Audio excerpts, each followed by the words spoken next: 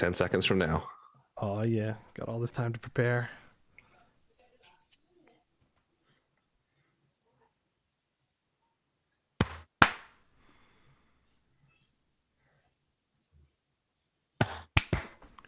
All right, I did it.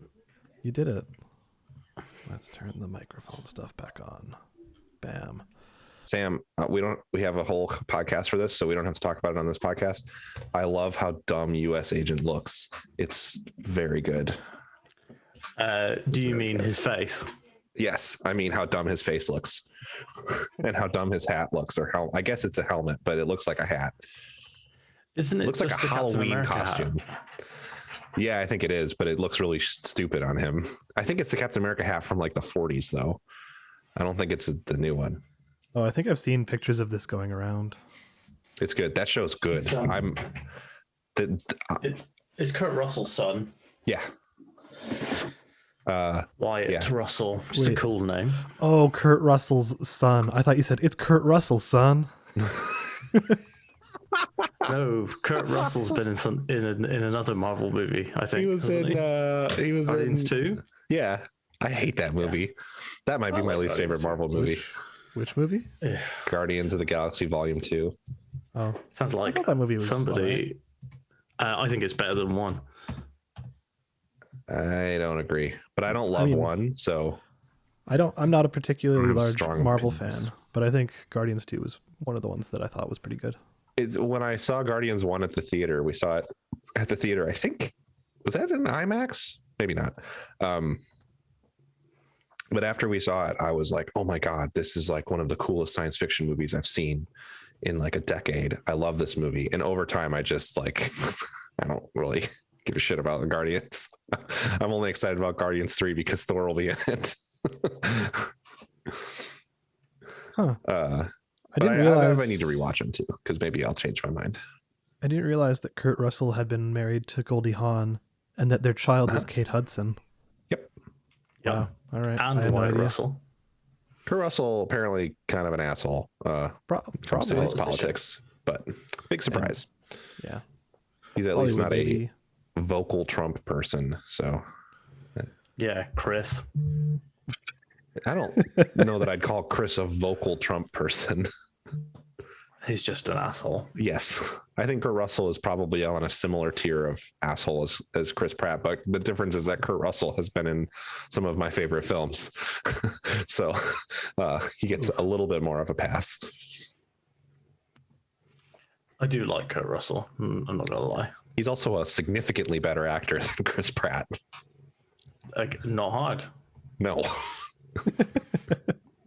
He plays at least 3 characters. Chris Pratt plays a single character, and he does it not as well as Ryan Reynolds. He plays Ryan Reynolds, but not as good. Cool. Anyway, Falcon and Winter Soldier, really fucking good.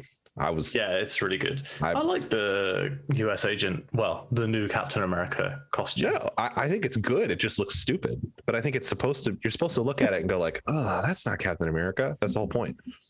I think it's done very well. I feel like I don't look at it and go, that's not Captain America. I look at it and go like, that's definitely a different take. Okay, you know sure. I mean? But when I say that, I go, that's definitely a different take. Not with that tone and inflection specifically, but I think that's all the point. You're not supposed to go like, oh, that's awesome, there's a new Captain America. The whole point is you're supposed to go like, fuck them. Yeah. Spoilers if we're streaming yet, but Alex, the way that it goes is Sam Wilson, who is the Falcon who Captain America entrusted the shield to when he retired, Sam decided that he couldn't wield the shield, and so he donated it to the Smithsonian. And then at the end of the episode, they revealed that they've instead given it to this new fucking asshole looking guy, and he's the new Captain America, while Sam is watching it on television after being rejected for a loan to save his family's business. All right. It's really good. This show I'm super excited about it. There's a lot of commentary stuff on a lot of commentary on like modern society. I mean, the whole I was expecting anyway, but it's good to see. Yeah, the whole subtext is like, yes, Sam, you should. It's okay. We get it. The mantle of Captain America is too much to bear, and it's not like anyone would want a black Captain America anyway. It's kind of like the subtle, like you can really kind of see it as that whole arc is playing out. And Don Cheadle's character is like, you should be Captain America actually, because you'd be good at it. It's good. It's I'm excited to see where it goes. It's cool. Also, Bucky's like reconciling with a dude whose child he murdered when he was the Winter Soldier, but that dude doesn't know that he's the one who killed him. It's good. It's good stuff. Would recommend.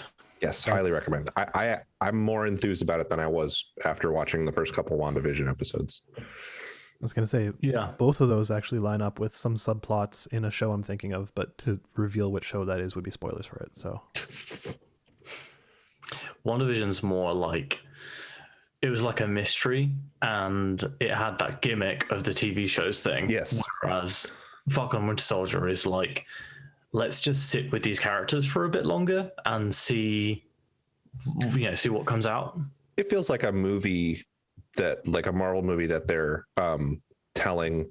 It feels like they're doing two Marvel movies at once with this series so far, based on the first episode, where the characters will intertwine, and of course eventually it'll be both of them. I'm sure the back half of the season, every episode will be them together, but it's cool the way that they're doing it. Yeah, it's cool. Sounds interesting. And it gives the actors a lot of room. Anthony Mackie is a really good actor. He's very funny, and you don't get much of that in the other movies. So is Sebastian Stan. So it's cool that they get this space to kind of explore those characters and like have lots of room for it. Yeah. Sebastian Stan, so Bucky's wearing leather gloves all the time to hide his prosthetic arm. And he's on a date with this girl, and she's like, so where are the gloves? And he's like, and thinks for like way too long, and then says, I got poor circulation. Like, I mean, she buys it though, completely unconvincing. Because he's very attractive. So my assumption is that she doesn't buy it at all, and she's no, of course not. She knows he's bullshit. He'll tell me. Yeah. Anyway, good show. Sorry. Yeah, good show. I'm cutting myself off because I could talk about it for as long as the show's runtime is. We'll do a roundtable on Comic Fyx in 5 weeks' time. The issue is that I could talk about every single scene of that first episode for about 5 to 10 minutes. That just reminds me. Have you ever seen like those breakdowns of animation videos that are longer than the movies they're breaking down? Like the Sonic one, where it's like the movie's like 90 minutes and the breakdown of animation is like 2 hours. That's really what we've been doing on Comic Book Fyx whenever we talk about a show. We had one of my friends pointed me to a video on YouTube that's an explanation and exploration of the Dominion War storyline from Star Trek Deep Space Nine that is 8 hours long. I was going to say that would have to be very long. That's interesting. I don't want to watch it. There's a tabletop thing right now that's like a cooperative miniatures game where you play through the Dominion War. I have it on order. It's kind of cool. Star Trek Attack Wing. It's literally dribbled all over me. I'm soaking wet. Buster woke me up this morning because he wanted food. Hell yeah. Mocha like totally passed out next to me. Buster's the one who jumps on me and starts pawing at my butt. It's very specific. Frank just like nestles in right next to my face. Like he'll just curl up and then just like plop himself on my face, basically. Buster does that too, but Buster knows if he claws us around like the like crotch and butt, that is the fastest route to like, okay, fine, whatever you want. Yeah, same with me and Fiona. That's amazing. It's clever.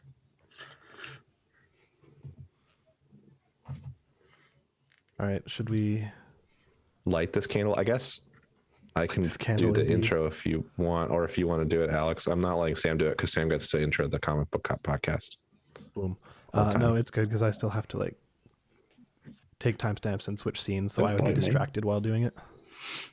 Okay. And Sam, just so you know, I'm gonna open up, say hi to everybody, and then we're just gonna real quickly say like that, you know, there was some awful violence committed against the Asian community in the United States this week, and that we have nothing but support for our people in the Asian American and Pacific Islander community, and recommend people donate to stop AAPI hate.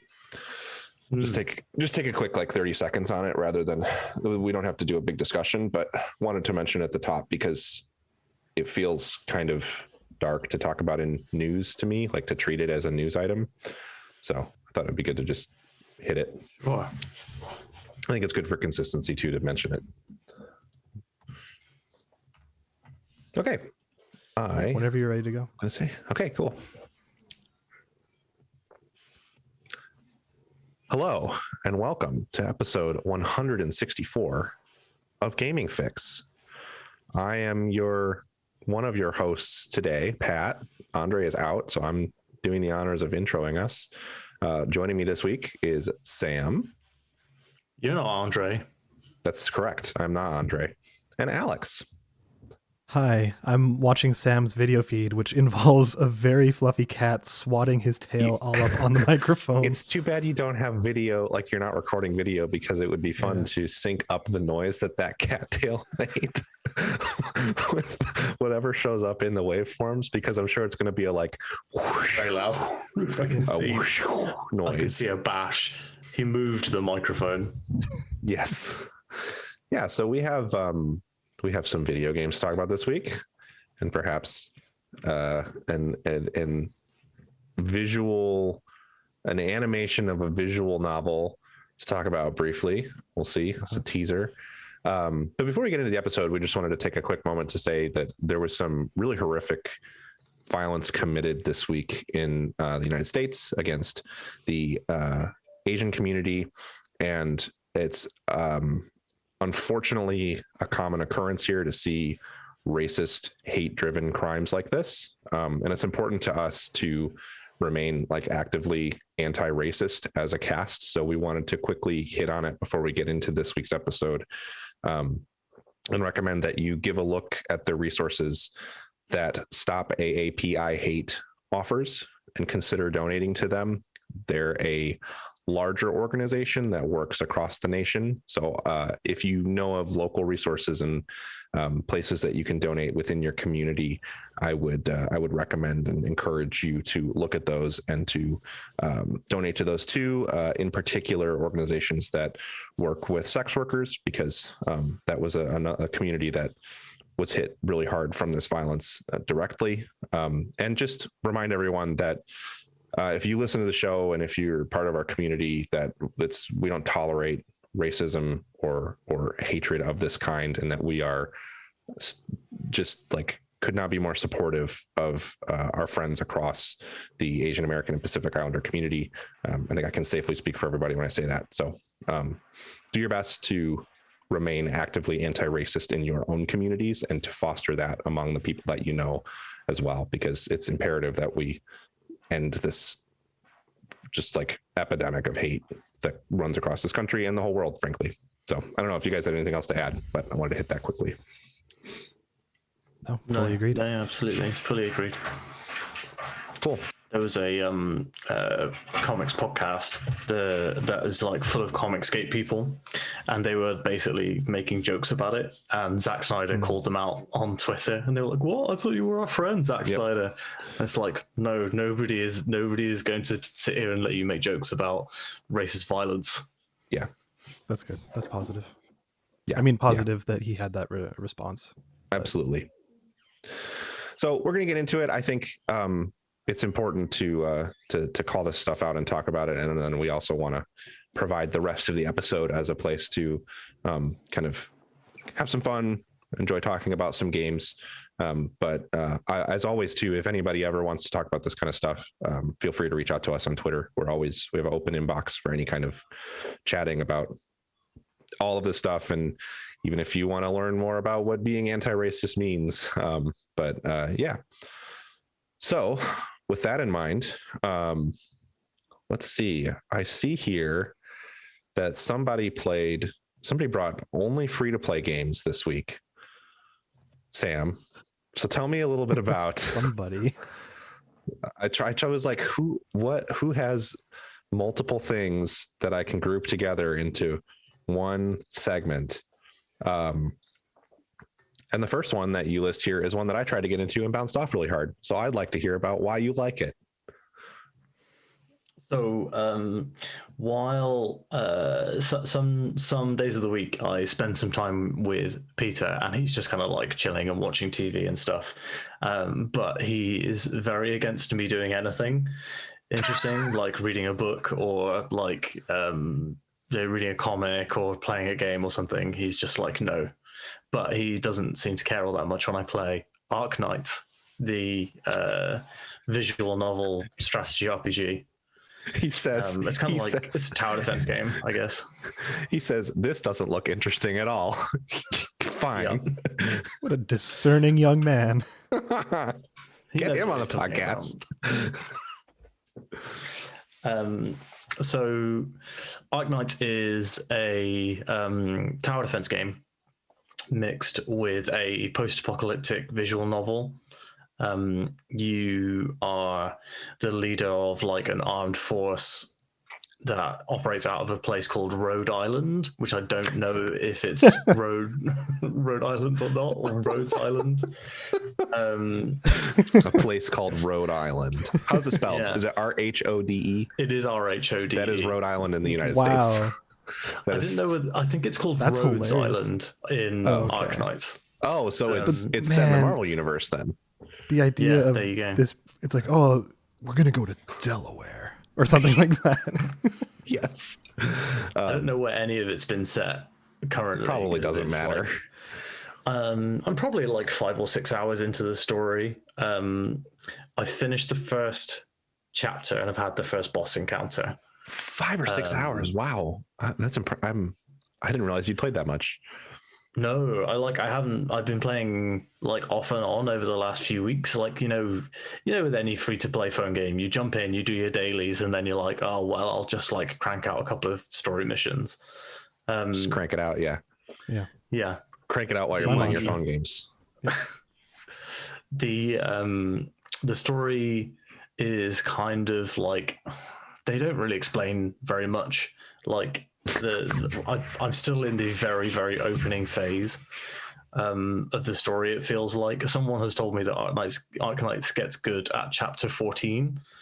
Sorry, and which chapter are you currently in? I think I've just finished chapter 1. Oh cool. Wow. Sam, you should just play like Final Fantasy 14 remote play on your phone. Cat's scratching to get out of the door. Your cats are chaotic today, and there's a lot of scratching on this. There's a lot of cat chaos behind Sam. Yeah, and for your note, and the listeners will already know, I'm leaving all that stuff in. I'm not going to edit it out. No. It doesn't sound like offensive. It's just funny. So I tried to play Arknights, and I found the tower defense to be kind of not amazing, but I also only played it for like half an hour. So I fully accept that I didn't really give it a chance. Do you find that the gacha elements are like compelling at all? And while Sam's walking away, I'm going to provide to corral his cat. I'm going to provide some context for that question. So like, I think Genshin Impact, which is a game I've kind of not been playing recently, but I plan to get back to. Genshin Impact is it's fun to get the new characters because they're great designs, but you can play the game without worrying about that stuff. You don't really need to ever spend money on it to play through the story. So I'm wondering if like Arknights is kind of in that sweet spot of like, you don't really have to spend money if you don't want to, but it's fun too because you get these cool characters. Yeah, I think that is a lot of it. You don't get all the characters that are in the story straight away, which is quite cool. Yeah, like there's characters that are like semi big in the story and they're really involved, but you don't get those right away. And the thing about Arknights is that you need that variety, and you need a large number of units, because you want to be using like the best units for particular situations. And the more of that unit that you pull from the gacha, the higher quality you can make the original units, because you've kind of sacrifice the you old feed one. them to each other. Yeah. Oh, it's one of those games. Okay. Yeah, that's how Genshin's weapons work. The characters, you don't feed characters to each other, but you do feed the weapons to each other. Mm-hmm. So yeah, like I think the interesting thing about Arknights is that the strategy stuff does get a lot harder, but it opens real easy. To the point where I didn't get less than 3 stars on a level without trying until like halfway through chapter 1. But also I think that was the case is because now the game's been running for a while. When you join in, they give you a lot of stuff. They give you probably a lot more than they would have given you early on in the game's run. So like I have like multiple 6-star characters, which are the best quality you can get. So I can field like 3 6-star people straight away, which makes the game quite easy. Or at least it made the game quite easy originally.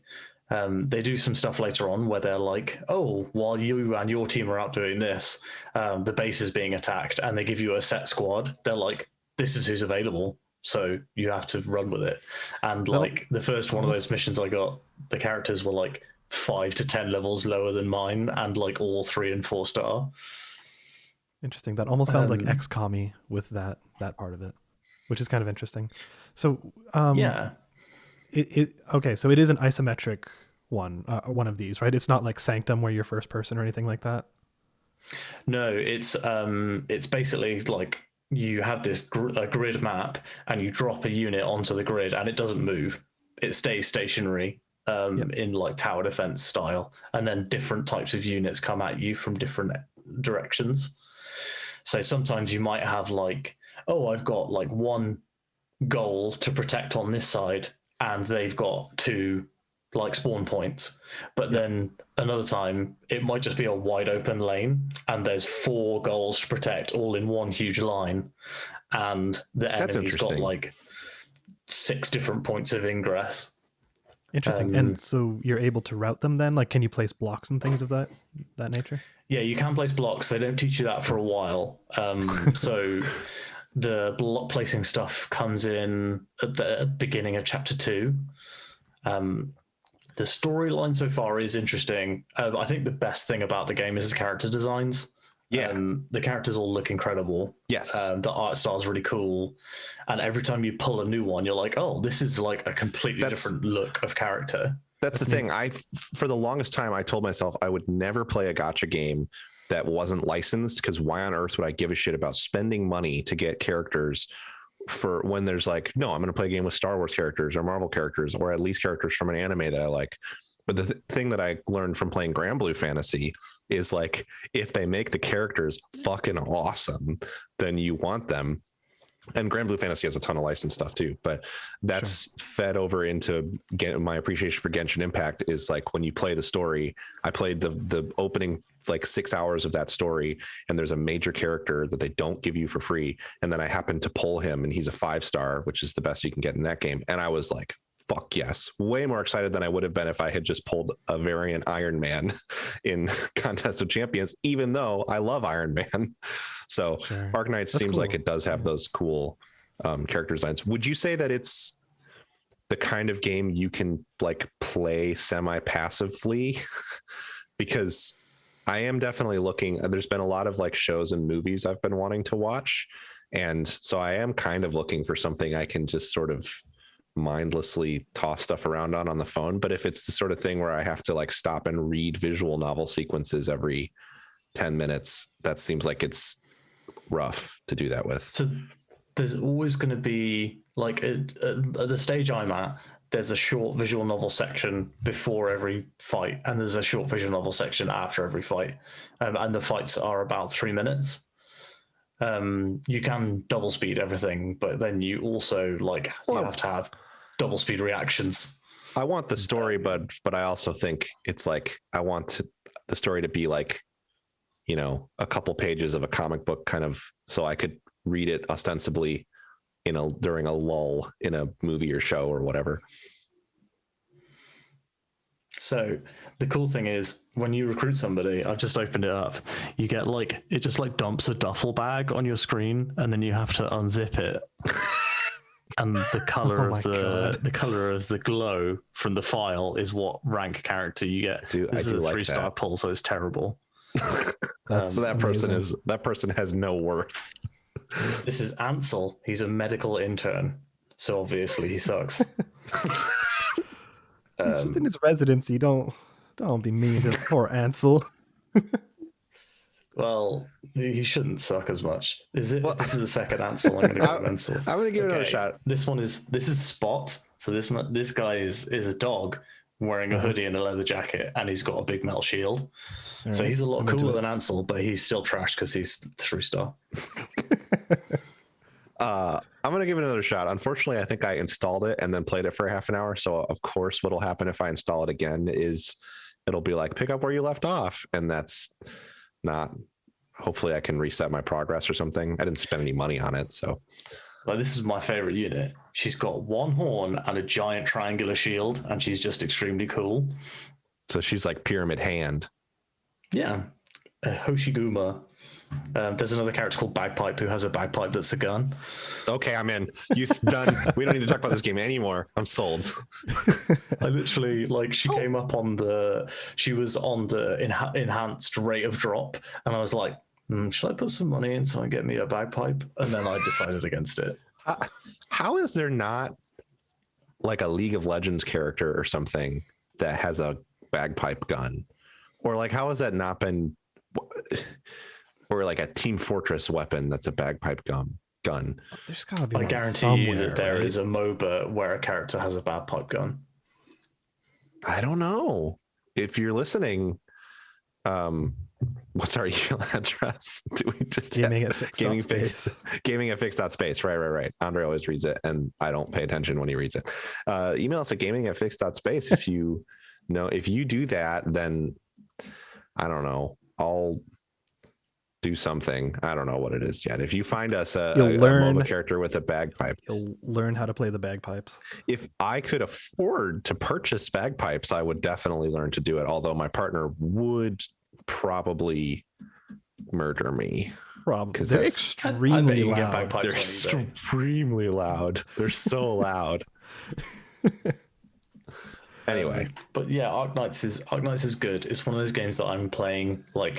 Sometimes I'm playing it 10 minutes a day, and sometimes I'm sitting down and playing an hour. Okay. While I'm hanging out with the kid or something, and he's just chewing something or whatever. I don't know. Well, I'll reinstall it. I'll give it a look. Hopefully, it's something I can play while I'm watching movies and stuff. I don't know if you've tried it, Alex, but I think the visual novel aspect of it would appeal to you, because so far it's a fairly strong post-apocalyptic story. Basically all the characters on your side have a disease or something. They're infected, and the infection makes them the middle stage of the Animorphs. They've all got animal parts. That's awesome. I actually really like that. Some of them are more animal than others. There's one guy who's just like a big lizard. There's a character called Silver Fox who basically is Tuxedo Mask, but with white hair and cat ears. Nice. God, all this sounds great. You know what I want? Fox is S tier. I want someone to, if you're listening, this is a free one. I want someone to make a gacha game, and I don't know what genre it would be in, but don't make it free to play. Charge me $50, $60 for it, and make all of the gacha earning elements just in-game currency XP style. Yeah. Where okay, I think I've mentioned it before, but I super love the old Yu-Gi-Oh games on Game Boy, because Game Boy Advance, I think, because it was you were playing Yu-Gi-Oh cards and you had to earn money in the game. The Pokemon trading card game on Game Boy was this too. You had to earn money and go through a story, and you went to a little card shop in the game to buy your packs of cards. I want that, but for gacha games, where it's and maybe this exists. Maybe there's some JRPG out there that does this, and someone can also write in and tell me about it. But that's what I want. I want a gacha game that I don't actually have to put any money into, and that it's more like, well, I spent like, this is like all of my currency that I grinded for the last 3 hours. Do I really want to spend it on this? But make it reasonable instead of the way that the free currency works in actual gacha games where it sucks. That'd be fun. I would love that. I love Pokemon trading card game, and I feel like I don't know, why isn't someone out there who makes a card game making a game like Pokemon trading card game? You know, because they can make more money in it if they charge you for packs. I played Magic Arena last week, and the game is so good that I was like, yeah, I'll buy into a draft for $10. Why not? This game's awesome. So yeah. Anyway, that is Arknights, and maybe we'll hear more about it in the future-ish. The other game that you've played, I'm glad you're bringing, because I kind of loaded up my games list that I'm bringing because we have a smaller cast this week, but I also played this, and that is Fortnite's new season.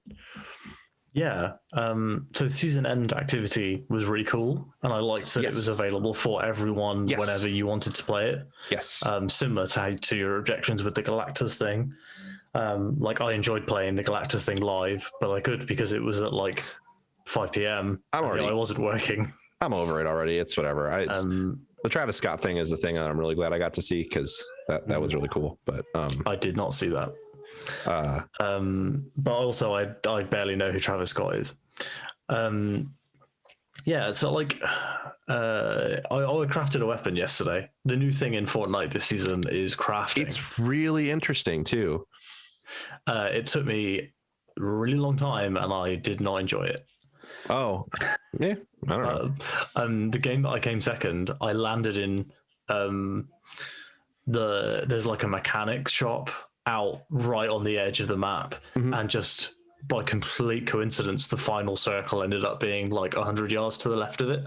So I just stayed in that area, getting resources and trying to craft stuff, and like upgrading. So like I upgraded my assault rifle to like a good one, and that sort of stuff.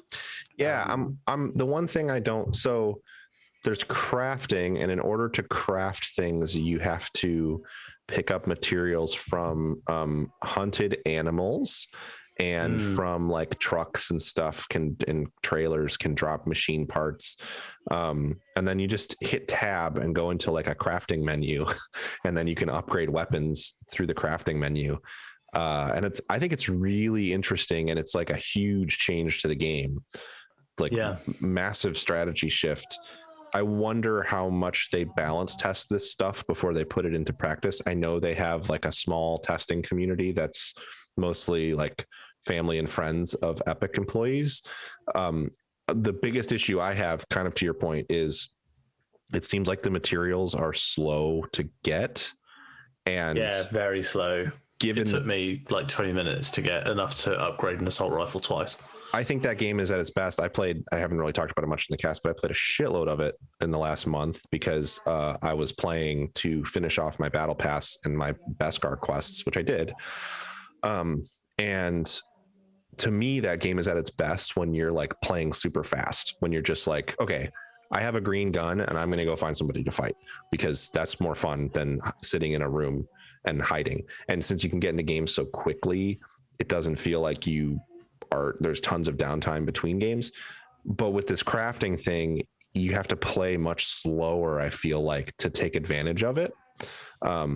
And I do think that that's less enjoyable than playing it at a faster pace.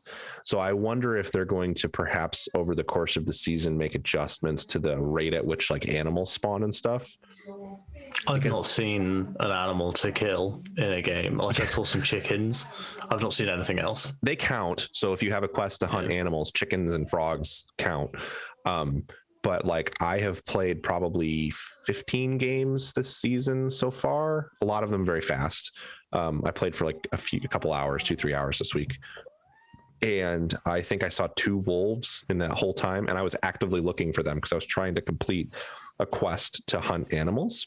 So yeah, I think that maybe they need to increase those spawn rates a little bit, but they have to be careful how they balance it too, because if everybody is getting the crafting materials quickly, that doesn't work as well. You can pick them up from people you kill, so if they have like bones or whatever on them, then it picks them up when you kill them.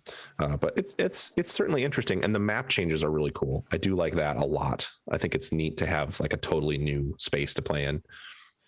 Yeah, I did. I was trying to get the golden objects stuff in the center, so I spent a lot of time around the center of the ass. Yeah, I've only got one so far.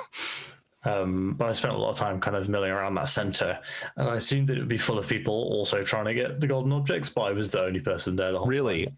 When I was playing, it definitely was full of people, so it was a little frustrating. I did do it though. I managed to get them.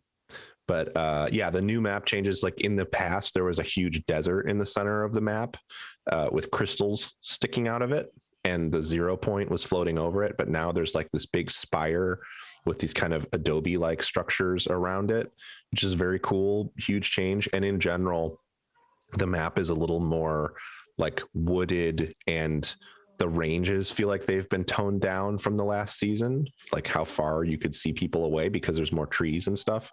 So it's really cool. I haven't played through a season transition in Fortnite before. So to go to bed and have the game be one way and then wake up and have it be totally different the way that it is really cool. I think it's really fun, and I get why that game has had the staying power that it has if they're doing these kinds of transitions every few months. And I'm excited to play more of this season for sure. Battle Pass has some great items in it too. The Lara Croft stuff is cool. Are those changes, like when they change the map significantly, is that something that's exciting because you're learning new stuff, or is it daunting because it's like, oh man, there's a lot of new stuff to learn? Or, you know, like, is the fact that everybody's on the same page kind of like even all of it out? I don't know how you feel, Sam. I think it's exciting because no one knew what was coming. So that was the thing that's most exciting to me, is that it's like, oh, this whole new system and all this new stuff. And there was no like when you play like World of Warcraft, and I get why they do this, but stuff is on like the testing servers way before it enters the live server. So if you're somebody like me who doesn't want to beta test a WoW raid, it's like it comes out and then there's like hundreds of people, thousands of people who are like, okay, well, the strats we already know. Here's how this works. This is cool because it's just like, bam, it's here. Nobody knew that the new thing was going to be animal taming and crafting. But I don't know if you feel the same way, Sam. I think because I'm not particularly great at Fortnite, I do appreciate when there's changes, because it's like, oh, this is something new and interesting. And I'm not just playing against a bunch of sweaty 13-year-olds who know every inch of this map. Mm-hmm. So yeah, the new, I mean, like I was saying, I came second in a game, and the guy that I was up against had like 30 health left when he killed me. So it feels like there's less competition almost. Like the competition is more evened out. Yeah. I think everybody's kind of trying to figure out how to make the best of new stuff. And it's cool. I mean, it's not just the crafting and the animal taming. There's all new weapons now that are totally different. The bow is a new thing that wasn't there before. And then I think they filter in and out stuff that maybe was in previous seasons but wasn't in the last season. So there's a lot there that's cool. I also highly recommend, even if you don't have any interest in playing Fortnite, you should, and anyone listening should watch the cutscene that you get at the start of this season, because it's like, what if Ready Player One was actually just like fun and silly and not like weird and overwrought and self-serious? Because it's like the xenomorph jumps on the character, and then like the Mandalorian shoots him, and then Jones, the main character, keeps running, and then Ellen Ripley pops out of a truck and is helping him to fight Terminators and stuff. It's funny how they actually incorporate the licensed stuff into the cutscenes and events. Yeah, wasn't it directed by the Russos or something like that? I don't know if this one was. It could be. I'm sure that they did something like that around the Marvel stuff when the Marvel Battle Pass was happening. I also have a little bit less FOMO about this game now because I understand now that they put all of the previous Battle Pass stuff up on the store to buy from time to time. So even though I missed the Marvel Battle Pass, like they make that stuff available to buy, and it's more expensive than if you just ground it out through the Battle Pass, but it makes me feel less bad about missing those chapters because that stuff does come back. The only thing that's exclusive never comes back is the Fortnite crew skins, which Sam is not getting anymore. So he does not have the sick Llama DJ skin that I got this month for my patronage. I feel like I don't know. It feels like a waste of money. if you're not interested in the skins, then it absolutely is. It's like, I don't know. I've got some skins that I like, and I'm like, yeah, that's enough for me. I'm very much like, give me them all and I will build 100 loadouts. Now that I have found the fun with this game, I want to build limitless shuffled loadouts so that I can get a different character every game. So I have like 30 of them now that it randomly picks between every game. Anyway, any other Fortnite thoughts? It's fun.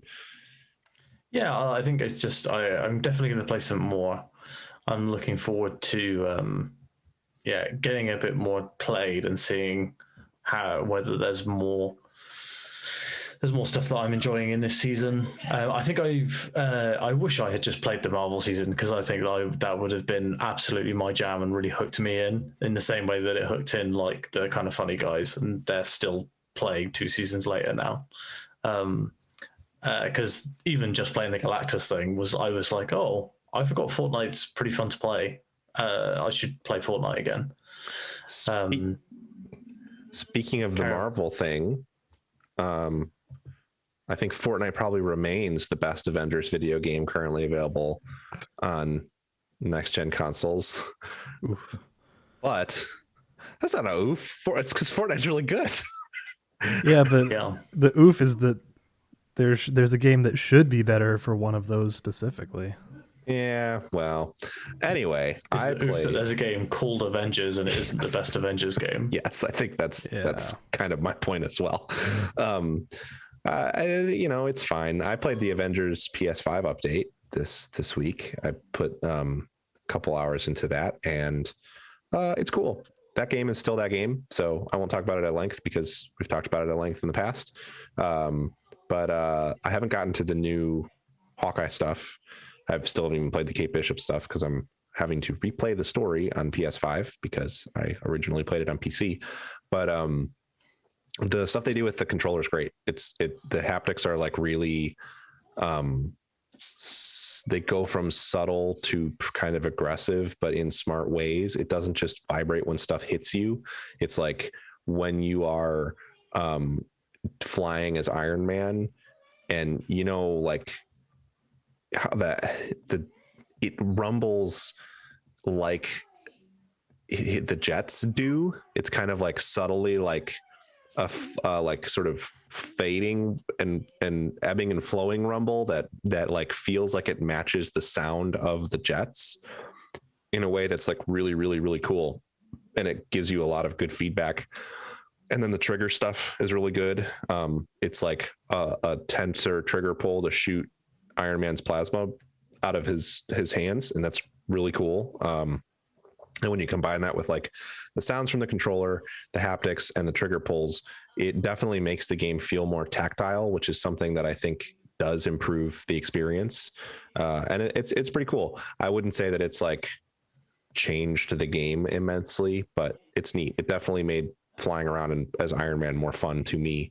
And the like no load times is awesome. That when you select a mission, it like flashes the loading screen for like 2 seconds, and then you're in the mission, which is huge for that game because that was, even playing it on an SSD on PC, it would be like 10 seconds of loading at least. And when the missions are not particularly long, it felt like really bad to be constantly looking at loading screens. And in this game, it's like super snappy. I also I'm playing in the performance mode, which is pretty much locked to 60. I haven't really noticed any dips. It does dynamic scaling resolution in the performance mode, so it's not 4K all the time, but it looks nice. I think they may have taken a pass at like the LOD of the models, maybe. I don't know for sure, but the character models for the NPCs in particular look a little higher quality to me, but I don't know if it's like additional shaders or something that they can deploy on PS5 or what. But I was talking to the Shield agent woman on the bridge of the helicarrier, and she looked like an actual character and like not like a tier below the heroes. Whereas when I played it on PC, all of the vendors looked like less good. The like heroes looked pretty good, and then the vendor characters looked like they were like crowd NPCs or something. But in this update, they look a lot better. So I don't know. It's cool. If you're already interested in that game, I think it's worth, obviously, and you have a PS5, it's worth playing it on PS5. And if you were kind of bored of it and stuff, maybe it's worth giving it a quick look to see if you like that PS5 upgrade. Although the save transfer process was stupid.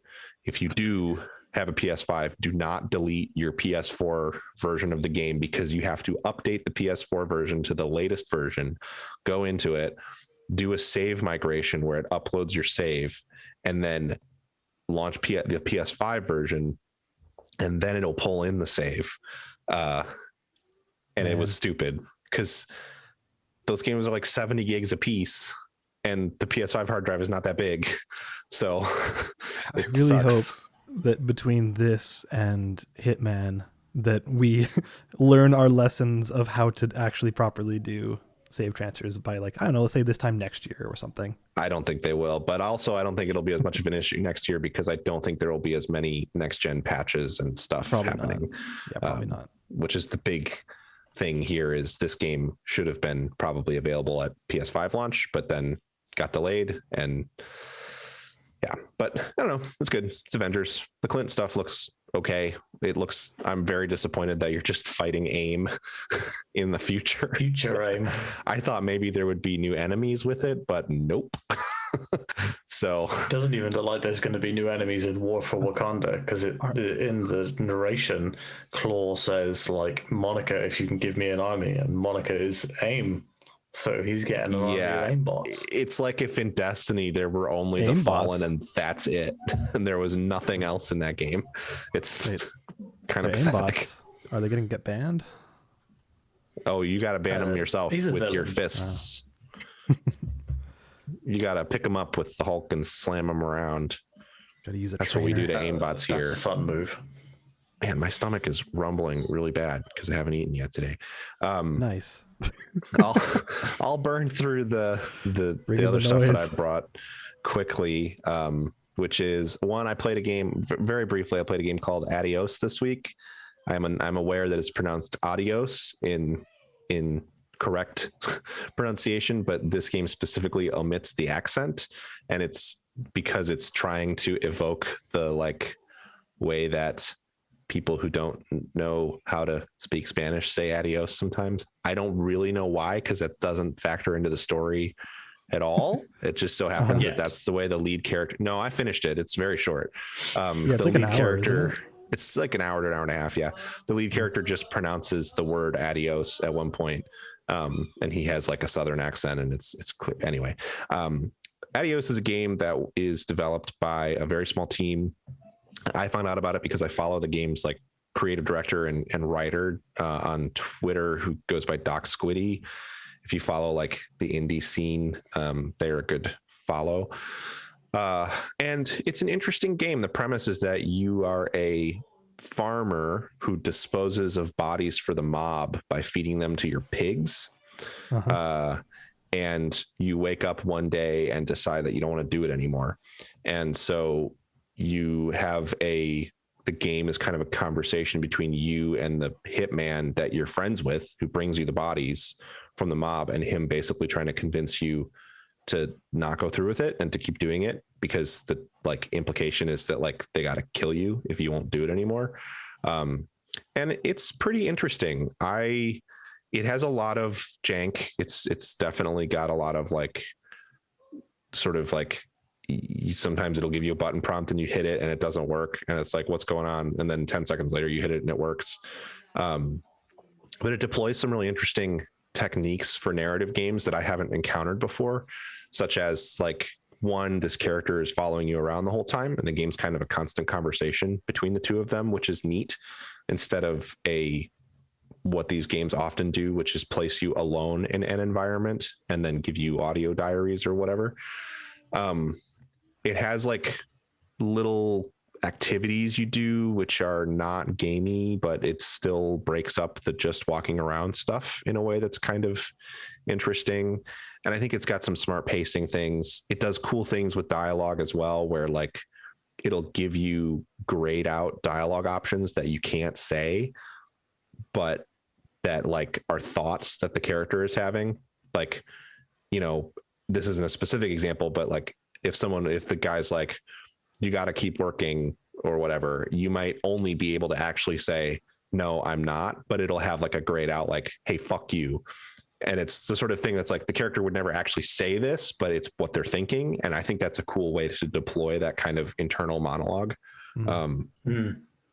And so I like that stuff a lot. I didn't like the way that it ends particularly. So that kind of left me a little flat on it. I didn't come away from it like, oh my God, this was brilliant, because the ending just didn't work for me.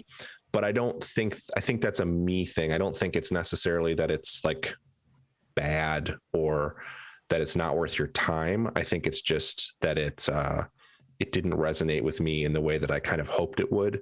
But there are some really strong moments in there, and the performances generally are pretty good. So I think if you're a fan of these kinds of games, it's worth giving a look. It's worth knowing that it is only like an hour and a half. I think you could probably squeeze a couple hours out of it. And it's about, I think it's $18. So if you're kind of like averse to the spend on short experiences, it's worth knowing that. And maybe if you're on the fence, wait for a sale. But I also think it's cool because it's supporting a pretty small team that has some cool ideas. So I don't have any problem. I didn't have any issues at all, even though I was kind of flat on the ending, giving them my $18. So that's Adios. And it's kind of worth playing. I don't know if you have any questions on it, either of you. No, because it seems like that game is all about the experience. And if it's a short experience, then talking about it too deeply, pulls away from it. Yeah, that's why I don't really want to talk about the story at all beyond the basic premise. But it's cool. I totally recommend giving it a look if you like narrative games. I think it's interesting enough. Just be prepared for a little bit of jankiness and occasional performance kind of hiccups. And I mean, in terms of the vocal performances, there were times when I was like, that line didn't really land, but it's good by and large. And then the last thing I'll talk about is it's the big dance happening now. The NCAA basketball tournament has been going on, March Madness, as some call it. And I really love college basketball and have always wanted to jump to getting into pro basketball, and I've always struggled. And because of the way my brain works, and I'm like, oh, I'm interested in basketball right now, want to play the video game, I ended up picking up NBA 2K21, also driven by a desire to get another like truly next gen game that would look really nice on PS5. And it does. It looks really nice on PS5. And it's pretty fun. I think pound for pound, it's probably the best sports game in terms of the fun of just playing it.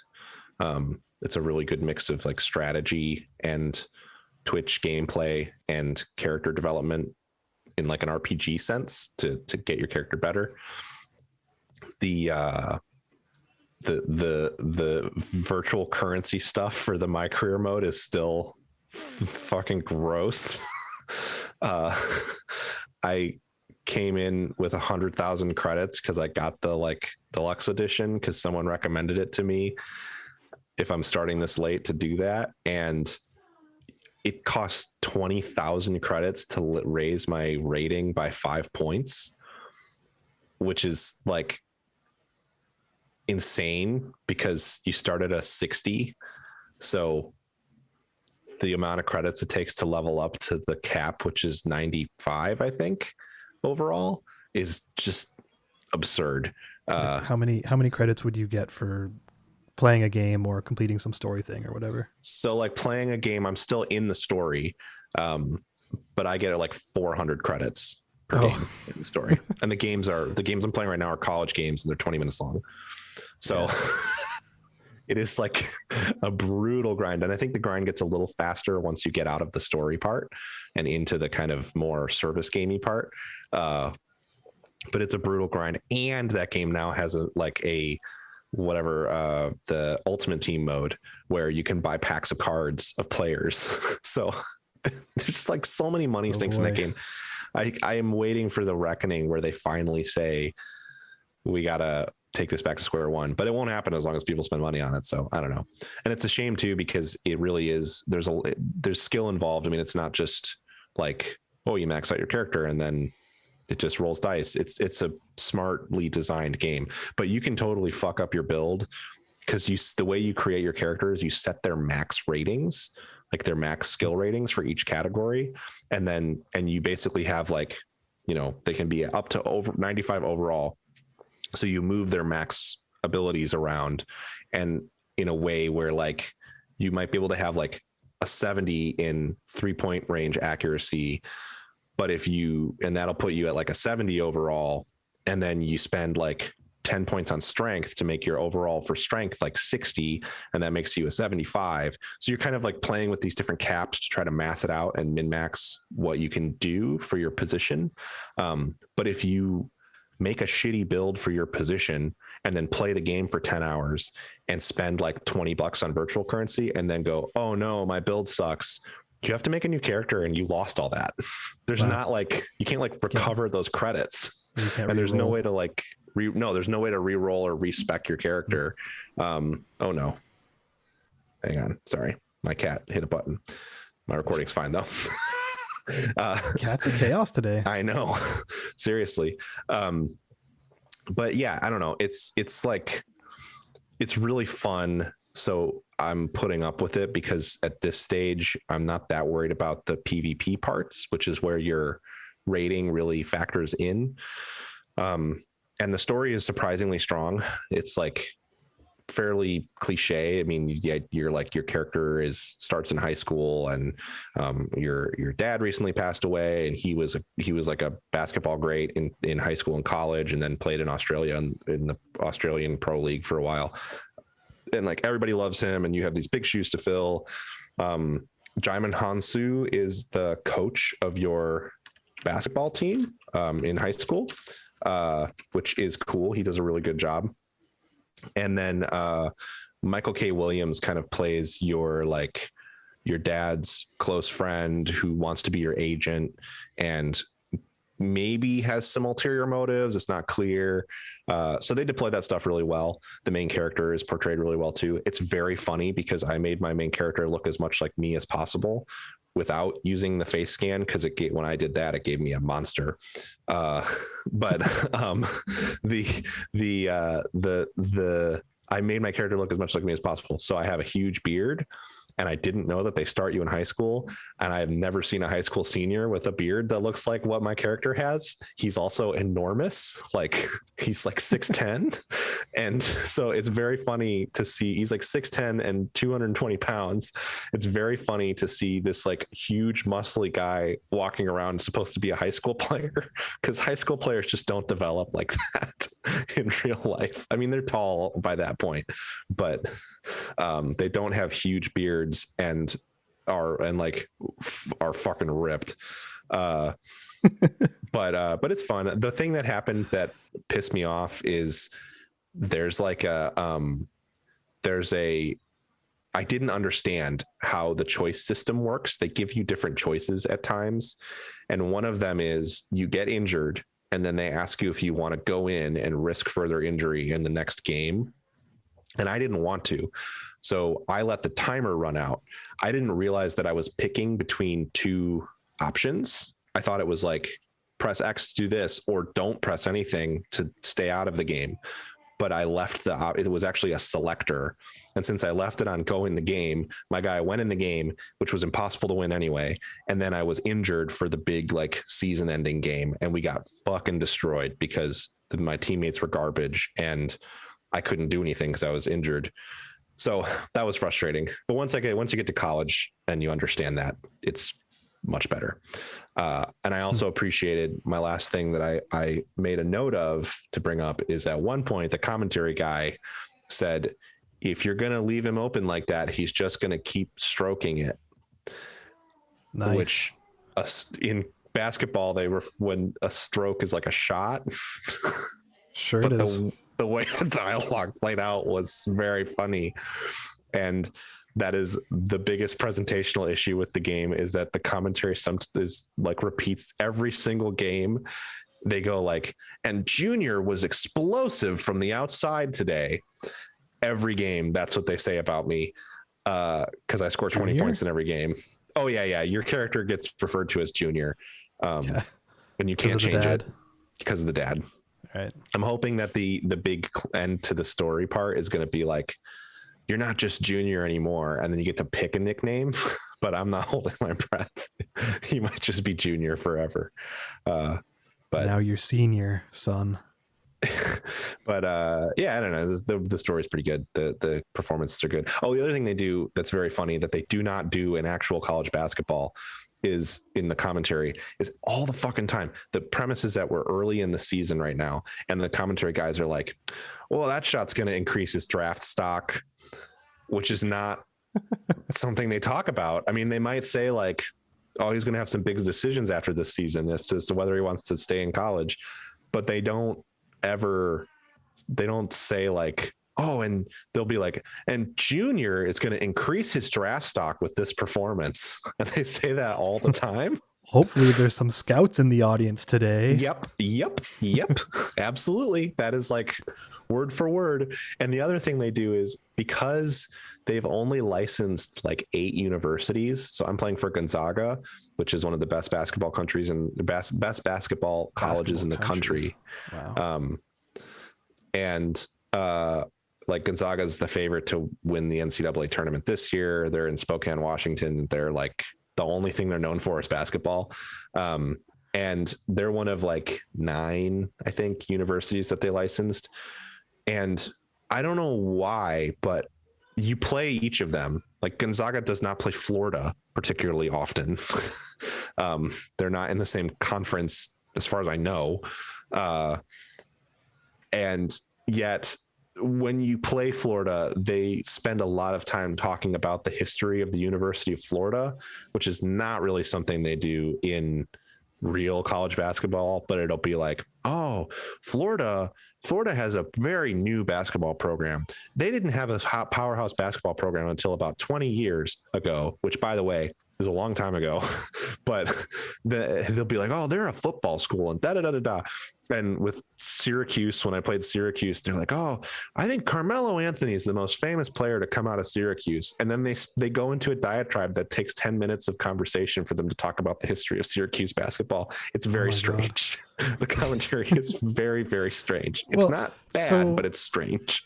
Does it seem like the kind of thing where it's like those 9 schools were like, well, if we're going to be in there, you're basically going to do some advertising for us? So I feel like that's part of it, is that they, to get a break on the licensing costs, and the schools that they went to, you know, like Gonzaga, of course, they're going to take the money because the only thing they're really known for is basketball. But like, for example, University of Michigan is not in there. Michigan is one of the best basketball schools in the country and has been for a while now as well. But it's fucking expensive to license the Michigan logo and to license Michigan. So I'm sure that they were like, it's not necessarily, we licensed Michigan State. It's fine. So I think there probably was some like deal cutting in there of like, University of Florida, kind of expensive, but what if we talk about their basketball program? Can we get a break? Maybe it'll send some 14-year-olds to the University of Florida if they play NBA 2K and hear about the storied history of the Florida Gators.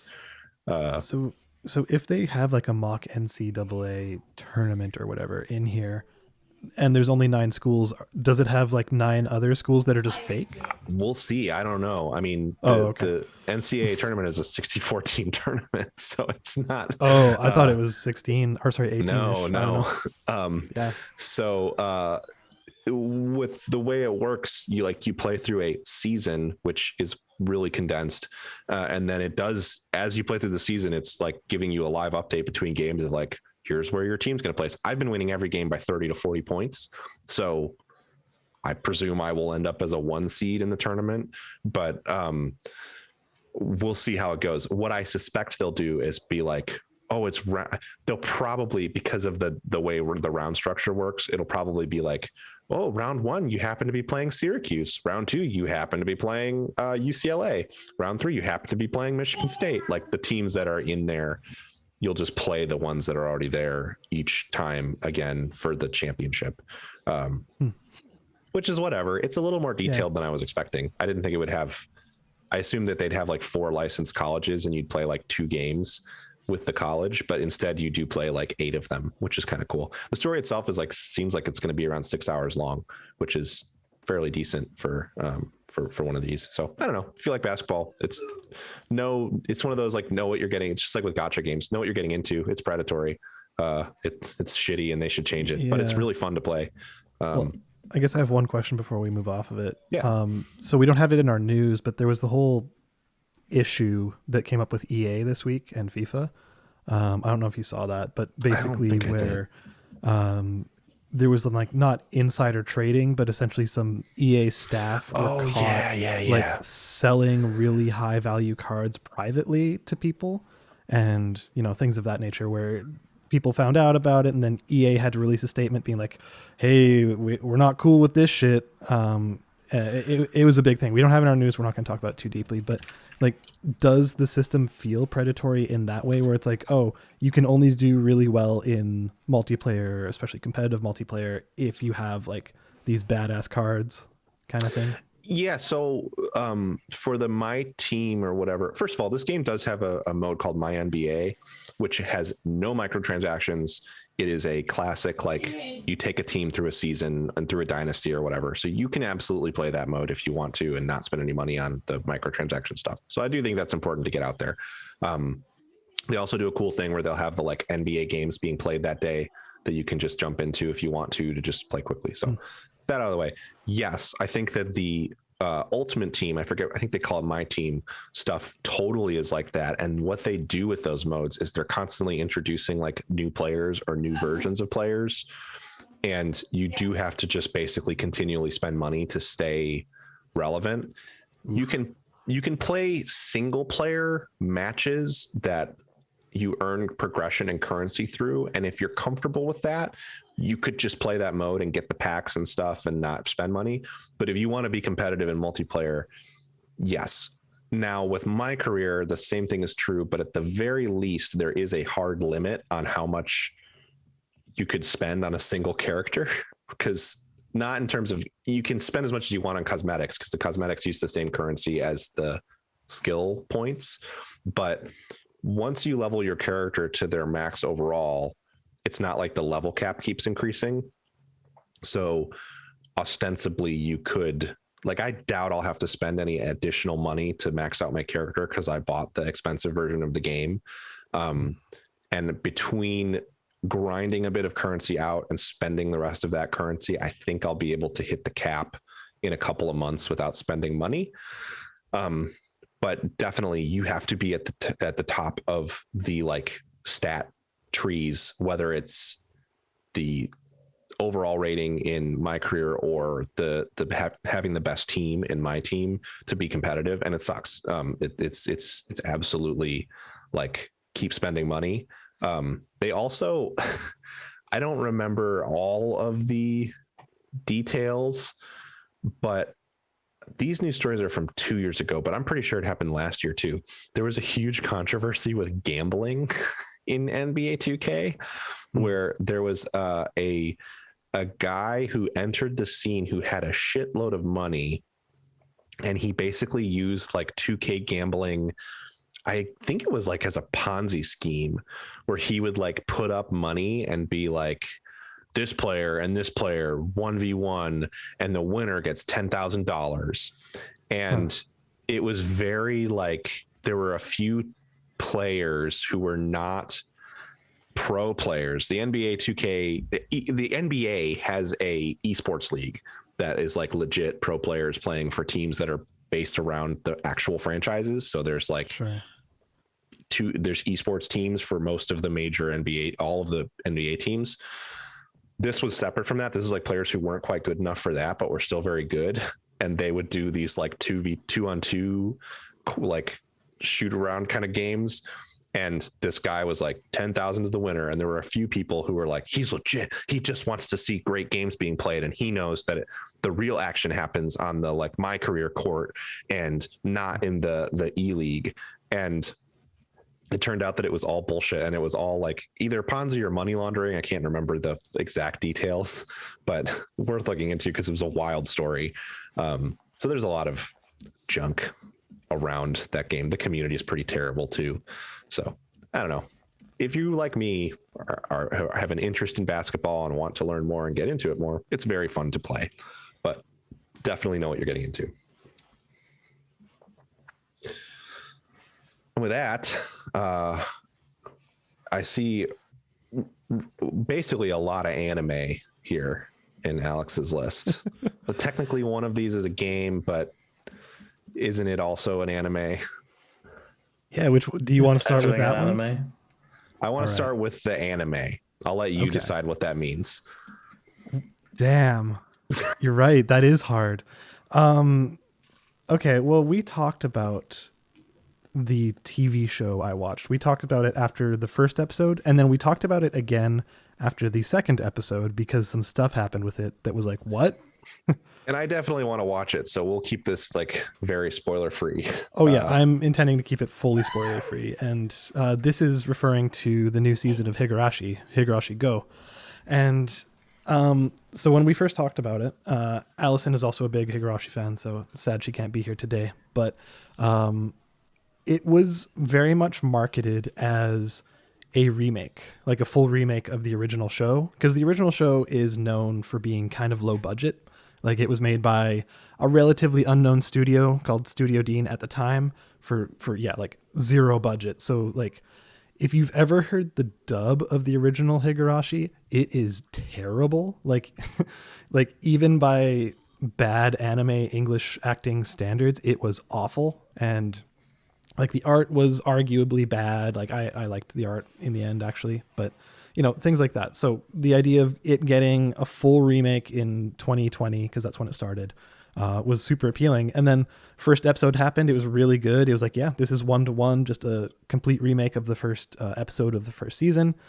Then the second episode is completely different in a very weird way, where it's like, oh, you are now kind of bringing in some lore that comes at the end of the second season of the original show. Like, kind of like a major character from that part of that season. It just shows up and it's like, what? Okay, so this is not just a remake. And now, having finished it by the show just ended this Thursday, you should not watch that show as your first introduction to the series, because it is 100% the third season. Like, it is 100% reliant on knowing what happens on the old stuff. And it's kind of amazing. The community reaction on it has been weird. Like, on my anime list, which is considered for at least Western audiences to be like a pretty popular place to rate anime and review anime and stuff like that, it's getting review bombed like crazy because people are like, oh, it's not a remake, but it was promised to be a remake, rah, like that kind of thing. And then, so like, you can kind of discount them, but it means the score is really low. And then among fans of the original and of the visual novels and of the whole series, it's split between people being like, holy shit, this is amazing, and other people are like, what the fuck are they doing? And I fall into the former. I think it's amazing because it is Ryukoshi is an amazing author in that he always writes the ending first and then works backwards. So there's always a plan. And he does this trick of always kind of like giving you little hints of what's to come. And then you can watch the audience, and I did this through reading like Reddit comments and stuff like that, watch the audience speculate what's going to happen. Being like, oh, was this little subtle thing that happened here, was that significant? Oh, look, this little thing happened in the animation. Like, is that saying that this is going to happen in like 10 episodes from now? And the thing is, some of the theories that seemed really crackpot really early on were 100% right. And it's like, you never know with his writing, like what parts are going to be significant and the little details that are extremely significant. And that's what's really fun about it, because at their core, they're all mystery stories. And by they, I mean Higurashi, Umineko, and Sakonia, which make up the When They Cry series. And this is not a spoiler, but it's almost a spoiler, that this show was basically tailor-made for me as someone who loved the original anime and loves the Higurashi visual novels and adores Umineko and really likes Sakonia and is like deep in that series. This is a direct continuation of all of them and is the first time that all three have been brought together. Like, it ties together all the lore in a really crazy way. Like, there was an episode where my reaction was similar to what the reaction online one was when I went back and read the comments, and it was like, what the fuck? This is Umineko now. So I might end up writing an article on the site. Like, I was thinking, should I write a review for this? But then I was like, maybe I should just write an article. I'm not entirely sure what it should be. If it's like recommended viewing order, like if you want the full experience, what should you do? Or if you want like the condensed experience, but still want to get like as much out of it as possible, like what's the shortest amount of time you can spend to do that? Like maybe an article like that, and maybe a second article that's just like hyper spoiler hours. Like, if you wanted the full experience, it's probably close to about 250 hours, probably, honestly. Oh, that's maybe nothing. maybe even more. Barely 3 Trails games. That's exactly. The words were on the tip of my tongue. But yeah, like, it's absolutely fantastic. I think it does really smart things in terms of the story. And also, Pat, I think one of the things you said about the second season is that like parts of it were kind of predictable to you and that it kind of moved away from the horror stuff in a way. And this one, it makes the mystery really interesting. And it directly pulls from the second season. So it still has all that mystery, but it goes fucking hard on the horror. Like, there's cool. A couple scenes on there that are significantly more intense than anything that was in the original show. And like, that's kind of saying something. I think the second season of that show to me was like, it was kind of like lost, but like objectively better in that I was really intrigued by the questions that were posed by the first season. And then the answers to those questions were kind of like, oh, okay. I mean, it was not that it was bad. It just didn't hit me in my particular place of like, this is the kind of wild shit that I would enjoy, that I like and enjoy. But I also absolutely want to watch the third season because it was still really good. So it's certainly not a like knock against it or any sort of like objective or critical assessment of it for me to say that the second season didn't hit as hard as the first season for me. But the issue is that, as everyone who listens and is on this show knows, you cannot tell me that it ties in the lore from other things without my also engaging in those things. And I bounced off of reading the manga of Umineko, but it seems interesting enough that at some point I would like to check it out when I have time free. But I also want to play the Falcom games and stuff. That's a lot of stuff lore on the plate. Yeah. I don't know. There's tons I could talk about with the show, but one of the last things I'll talk about is something I super appreciate about all of his stories is that all of them in the end are about mental health. Like the original Higurashi is kind of the failures of someone who needs to ask for help from friends, basically, and like trying to do everything on their own, and the value in actually like being strong enough to ask others for help is like a big core part of that story. Umineko's all about grieving and loss and how to let go of things like that. And this one is, again, I'm going to try and keep it spoiler free, but it's kind of centrally themed around being able to recognize when your friend is being really toxic or your friend is making a mistake, and when to actually reach out and help them, or if you should cut ties with them, essentially. Like kind of having to make that decision and figure out what's healthiest for them, but also healthiest for like you and your mental health.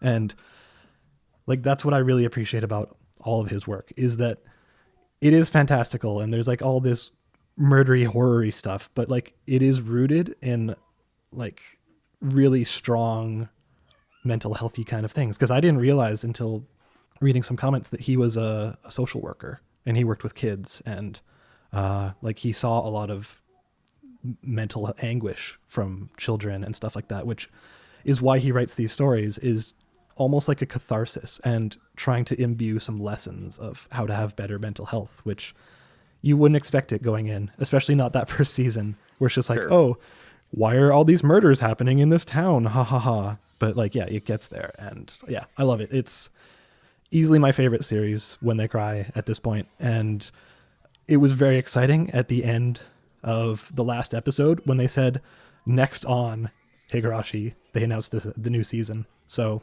cool. This is acting almost as a questions arc, much as the original did. And then the new season seems to be an answers arc. So that's awesome. Yeah, it's really fantastic. I'm looking forward to someday enjoying the whole, because the one thing that's definitely true of that series, whether I liked the way the second season went or not, is the characters are really good. So I'm happy to watch anything with those characters in it. Yeah, and if you like subversive shit, there's which I do. There's few things better than Higurashi, because it's all about subversion. Sounds like the anime MCU.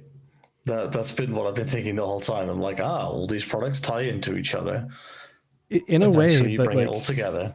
It is, but like, my problem with MCU is that a lot of the stories are relatively shallow. Like, I know that the characters have significant history just through comics and things of that nature, but like, they're never telling stories that like are particularly, or at least in the MCU movies, they're not telling stories that are particularly like hard hitting or like tackling really, really tough subjects in like head on.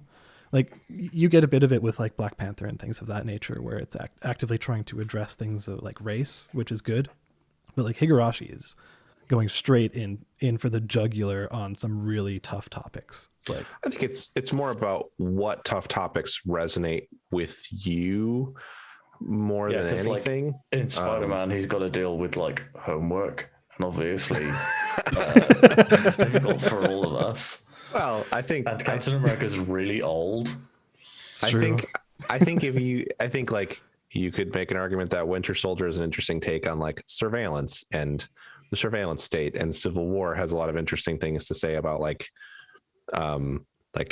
redemption and forgiveness. Well, and sure, also like the main theme of that, and movie. Also sort of geopolitics and like how would we regulate people with superpowers. But also, if those sorts of topics don't resonate with you in the same way that like a serious discussion of like how to handle an abusive home, then I think that's going to hit a lot harder for you. So I think it's less about like which one has more depth and more about which one resonates with you in a particular way.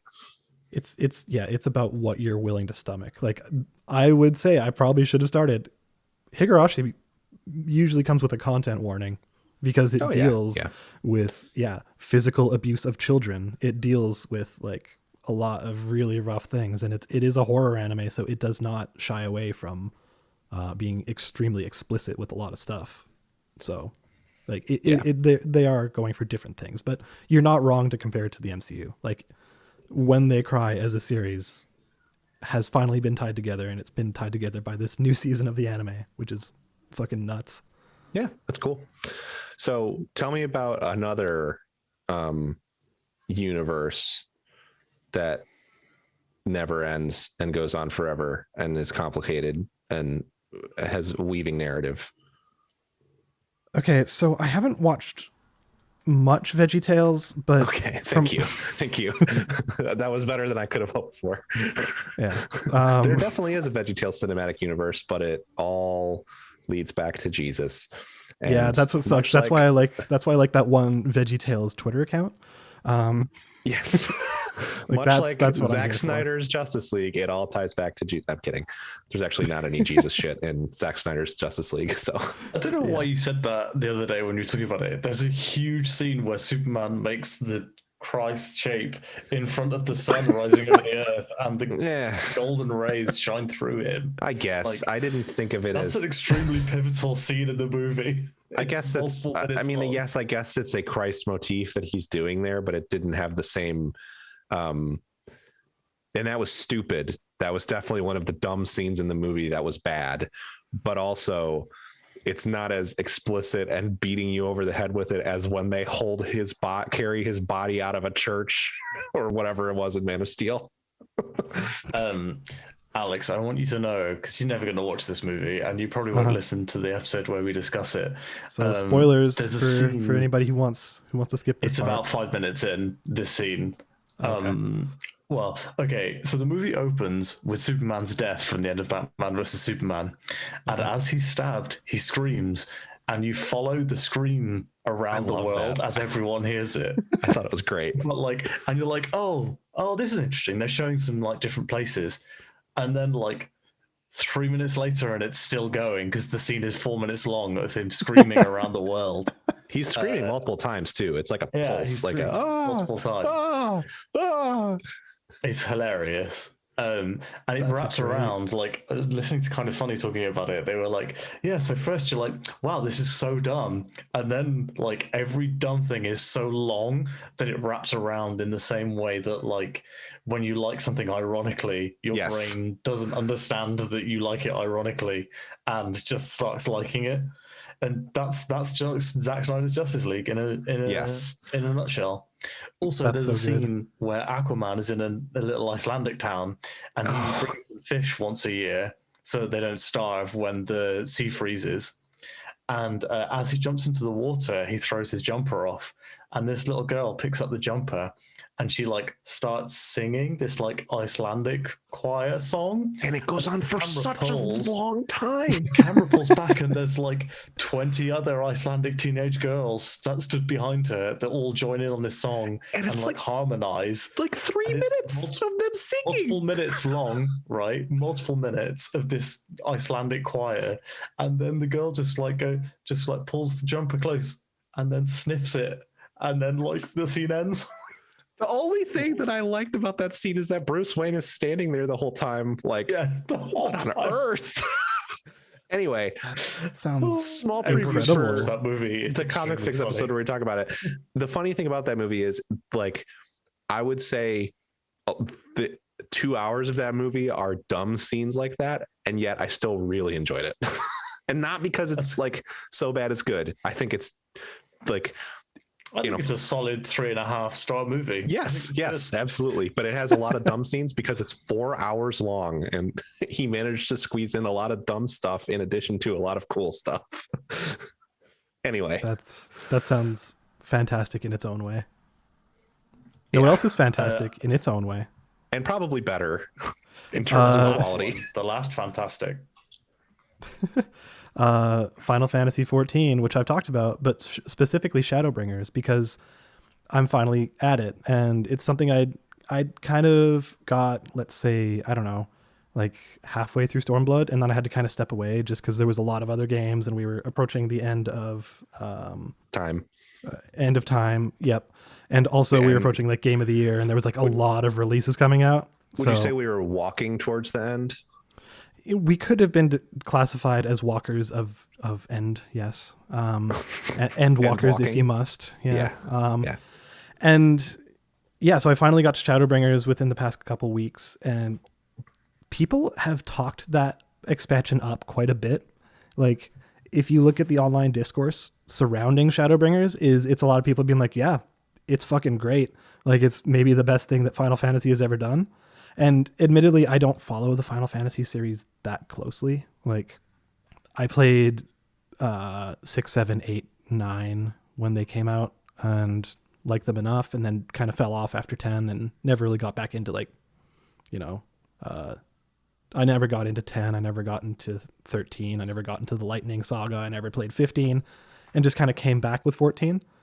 And at least from the games I've played, yeah, it's fucking awesome. And I don't want to talk about why, because the setup is so unique and so good. I'm gonna start. I'm not gonna get to Shadowbringers this year, but I am going to start. But I want to play it with that PS5 update for sure. So yeah, totally. Like I got to Shadowbringers after 200 hours, and I was more or less mainlining it, like doing some side stuff here and there, but yeah, more or less mainlining it. And yeah, it's real fucking good. So my biggest question, totally unrelated to narrative, because I don't think. I mean, it seems, I have no doubt that the narrative is incredible because everybody talks about it being really good. Yeah, I have heard of, and in an interesting, like, people that I know who are like super into media that, like, you, for instance, don't have much of a connection to, stuff like the MCU, talk about how the 14 story is incredible. And then there's people like, you know, you and like somebody like Austin Walker who also talk about it kind of on the other, there's like a spectrum with two ends, but like different people who appreciate different kinds of media is what I'm getting at here, seem to love that story. So I have no doubt that it'll be great. My biggest question is, does the gameplay improve over the course of these expansions in terms of like what you're doing in between the dialogue and cutscenes? Yeah, I would say so. I would say like a lot of the like duties, which are dungeons or like raids and stuff, they're doing pretty interesting and unique things. Cool. Like they're incorporating like mechanics that are unique to that kind of thing. Like that's obviously obvious for raids, but like the smaller ones, which are like, you know, the story based ones, like you're doing a lot of very unique things that actually make it engaging to play. And like you're paying attention. And like there was a couple times with the gameplay where I was like, oh, that was really clever. Or like, that's unexpected, or like, yeah. So like the gameplay is good. And some of the classes that you'll play or jobs or whatever are a lot more actively engaging if you so choose to play them. Like there's the Dancer, which is basically you're almost playing a DDR game. That's awesome. Like not quite DDR, like not that level, but like to properly do like combos, you're like having to do this stuff to get the maximum potency and blah, blah, blah. It's really cool. So yeah, I would say it is actively engaging to play, and as well as the fact that it has an extremely good story. So I mentioned this to our chat, and I'll just try and rephrase it here, where the story and gameplay and everything as it is tied together kind of reminds me of like a combination of Mass Effect 2, the good parts of Mass Effect 2, as well as Higurashi, which, given how much we just talked about it and how much positive feelings I have towards Higurashi, that means a lot of good things. So, and I think there's other things you can pull from it too, but those two are pretty big touch points for me, at least. Very cool. It's one of those more hours in the day thing where, totally. and even this conversation is like, I'll probably end up booting up 14 this weekend. The difficulty I have is I need to get through the base A Realm Reborn story, which I don't think is bad. It's interesting. No. But I need to get there because what happens is I always get like 10 to 15 hours into it, and then I get pulled away, and it's very hard to re-enter that story when you're in the middle of it and you haven't played for a few months. I think once you've like finished a cuts or a expansion, there's more of a clean break point where you can kind of step away and come back. Sure. But that base game story has so many characters and it's complex enough that it's hard to leave and come back from it. Yeah, it does set up a lot of lore. Yeah. It's like not as fun. Like, I don't think that it is plot wise as strong from what I've heard as some of the expansion content, but it's doing all that foundational work of like, here's this world and the characters and the world state and the lore that you need. And it's still good, but also the gameplay early on is really boring because you basically have like two skills. So every fight is like hit one skill, hit the other skill. The rotation is just, Totally. But that's just MMOs. That's how MMOs work. So I don't hold it against them. It just, you kind of got to push through it. Yeah. And I will say that between expansion breaks, like after you finish A Realm Reborn, like the last raid or whatever, I don't remember if it's actually a raid, but the last major instanced event that you do with other players sucks. Like it's bad. Yeah. And then you can tell in the next expansion that they took all the criticisms of that to heart. Yep. And like all the systems are better. And then you get to the next expansion and all the systems are even better. So it's not just the lore and the story that improves, it's actually the gameplay. So cool. That's good to know. The first one is not bad by any means. It's just that it's okay, and then it just keeps getting better. Yeah, and to be clear, it's as engaging as any other MMO I've ever played, perhaps even a little bit more so. Sure. So it's certainly not that it's bad, but when you compare it to like, I don't know, like other Final Fantasy games is really a better way to compare it, where the gameplay is kind of immediately engaging. Mm-hmm. It's a little bit like tough, especially when even looking at something like Avengers, which is, I think, objectively nowhere near as well designed of a product as FF14, partly because it's only been out for 6 months or whatever. So I have my issues with that game. It could get way better. Who knows? A Realm Reborn launched and was or Final Fantasy 14 launched and was in a really bad state. So whatever. Yeah. Yes, it was. But playing something like Avengers, I can at least sit on the couch and I'm like actively hitting buttons and I'm like, oh, I need to dodge. Oh, I got to attack these times. And I think it is easy to bounce off of 14 because of that. Like, oh, I'm doing like a 5-minute dialogue sequence and then I've got to run somewhere for 10 minutes. That's an exaggeration. Another 5 minutes. And then I need to kill these things. And I'm just sort of like standing here and waiting for a timer to cool down to kill them can feel kind of, I guess, the way that MMOs used to be. And that can be a little hard to get into at first, I think. Yeah. And I would say the deeper you get in, the less that becomes a factor. Granted, like there's some side stories I've done where it's just like, I'm just going to put on a podcast because I am doing a lot of travel and just doing some other stuff. And it's fine. It just gives me 10 minutes of podcast time and then I get back to the story. So yeah, which is fine too. And I don't want to sound too harsh on it because I think everyone should play it. And I don't know if you knew this, but you can do a free trial of the game that includes Heavensward, and it's 90 hours of content. Yeah. The critically acclaimed Heavensward. Yes, that's right. That's the full meme. The advertisement is so good. Yeah, the fact that they lean into it, it's excellent. Anyways, Shadowbringers fucking rips. I don't think I'm near the end yet. I'm probably about halfway through to the first credits, and I'm really looking forward to getting to the patches. So you always hit the credits and then you have the patches they do after that. And I've heard patch 5.3, which, that sounds so clinical, but I've heard that is just like a high point for some people say for their favorite fiction. So I'm really looking forward to seeing what that is. I think I'm hoping that we restructure our game of the year a bit this year so we feel less pressure to like play 10 games that came out this year. And in light of that, like for me, the big ones is I want to get through Yeast, but I also I would like to be in a place where Endwalker kind of is the end of this big, huge, long story that they've been telling. But from what they've said, it's not the end of the game story. They're going to sort of start a new story. And I'd like to be in a place to be caught up by the time that new story starts, which will presumably be like 2 years after Endwalker, I would think. Probably. Yeah. And so I'm hoping that over the next, year and a half, I can kind of get caught up and go. The biggest thing that held me up was that character creation in FF14 is kind of a pain in the ass because they lock servers. Yeah, they do. So I wanted to play, and you can play with other people that are in the same server cluster as you, but you can't join their like free company, or you can join their free company, but you can't join there's certain things you just can't do with people from other servers, even though you can technically play together. That the limitations are a little strange. And as someone who plays on a Japanese server, I've definitely felt those limitations. One of my best friends plays a lot of really, really likes. He doesn't play it he leaves and comes back. Basically, I don't even know if he's finished Shadowbringers, but kind of like what you've done. But if I'm going to be playing, I'd like to play on his server.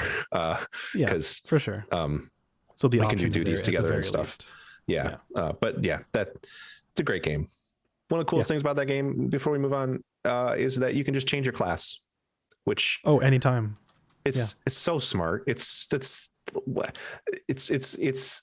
certain games. I don't know that like WoW needs to do that because it's pretty quick to level in WoW, and there's a certain amount of identity tied to your class by the nature of that game. But normalize class changes, like in Destiny, you should just be able to change your class. It doesn't really.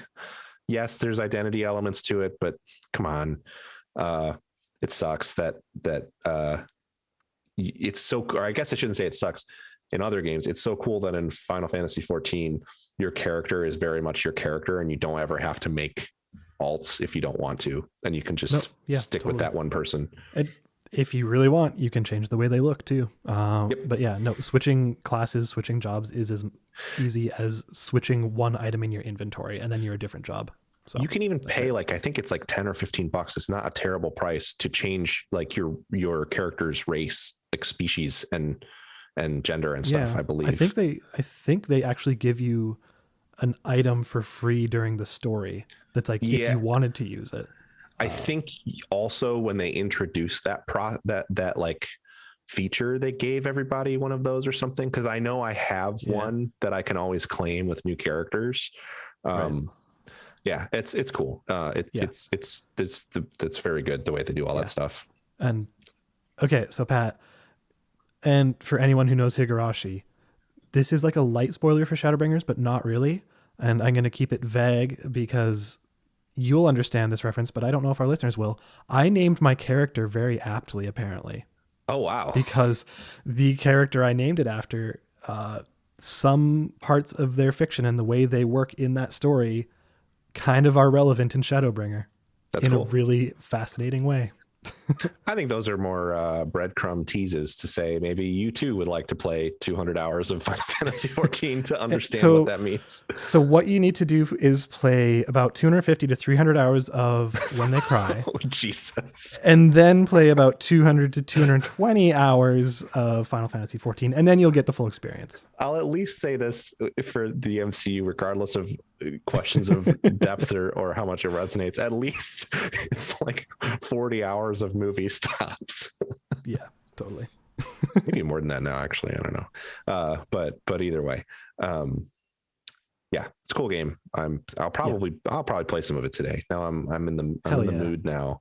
And Sam, who is no longer with us, rest in peace, Sam. He just left. He had to take care of his child.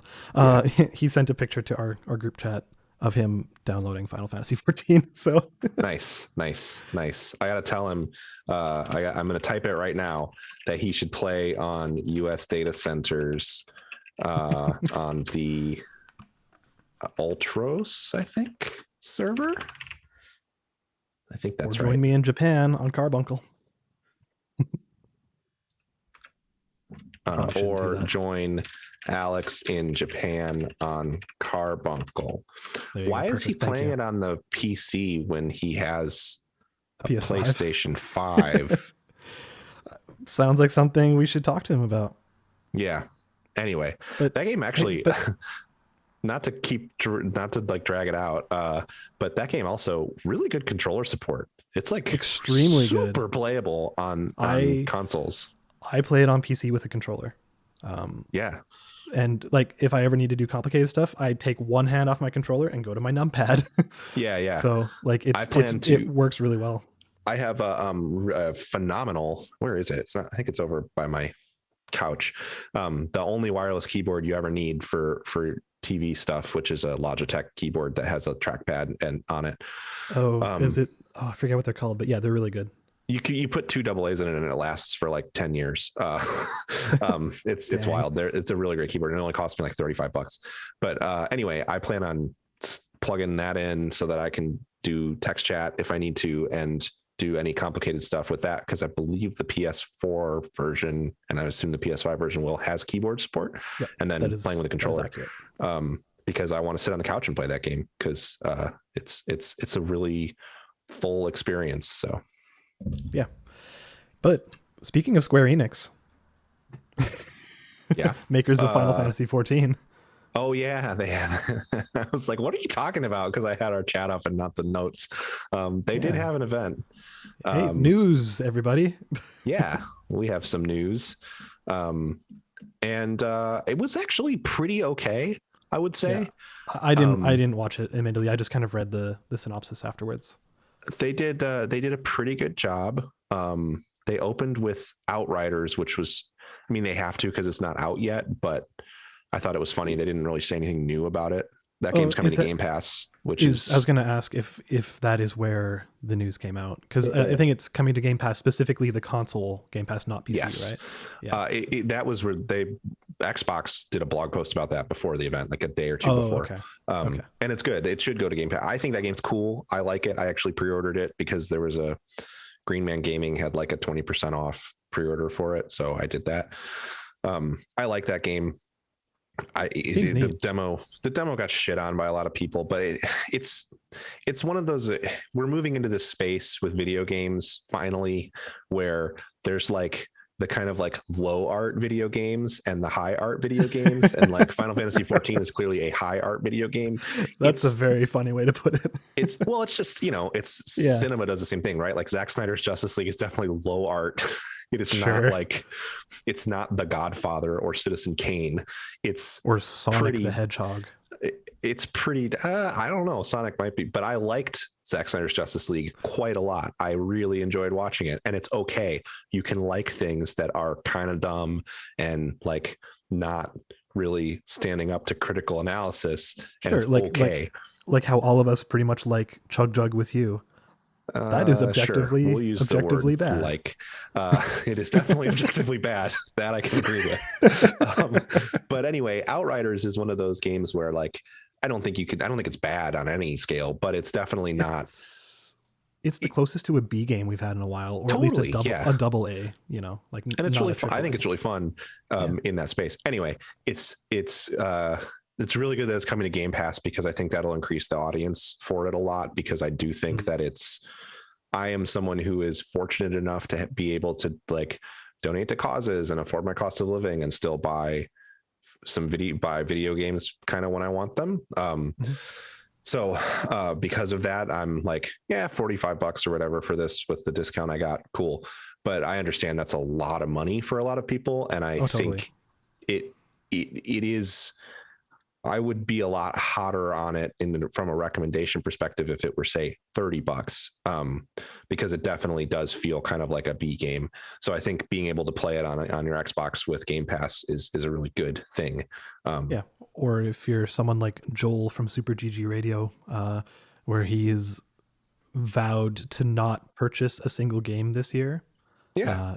To work through his backlog and only use the subscriptions he currently has, one of which is Game Pass. Like, if there's probably other people like doing it for budget conscious reasons. Totally. And like, yeah, it coming to Game Pass, like a brand new game that's not an Xbox or Microsoft Game Studio. Like, that's awesome. That's fantastic. And yeah, it's even more fantastic because one thing that game nails is it has really good crossplay support. So yeah, totally. By it being free on Xbox, it means that it's going to improve the PC experience. A great comparison is I think this game is probably on a similar quality level to something like the Avengers game.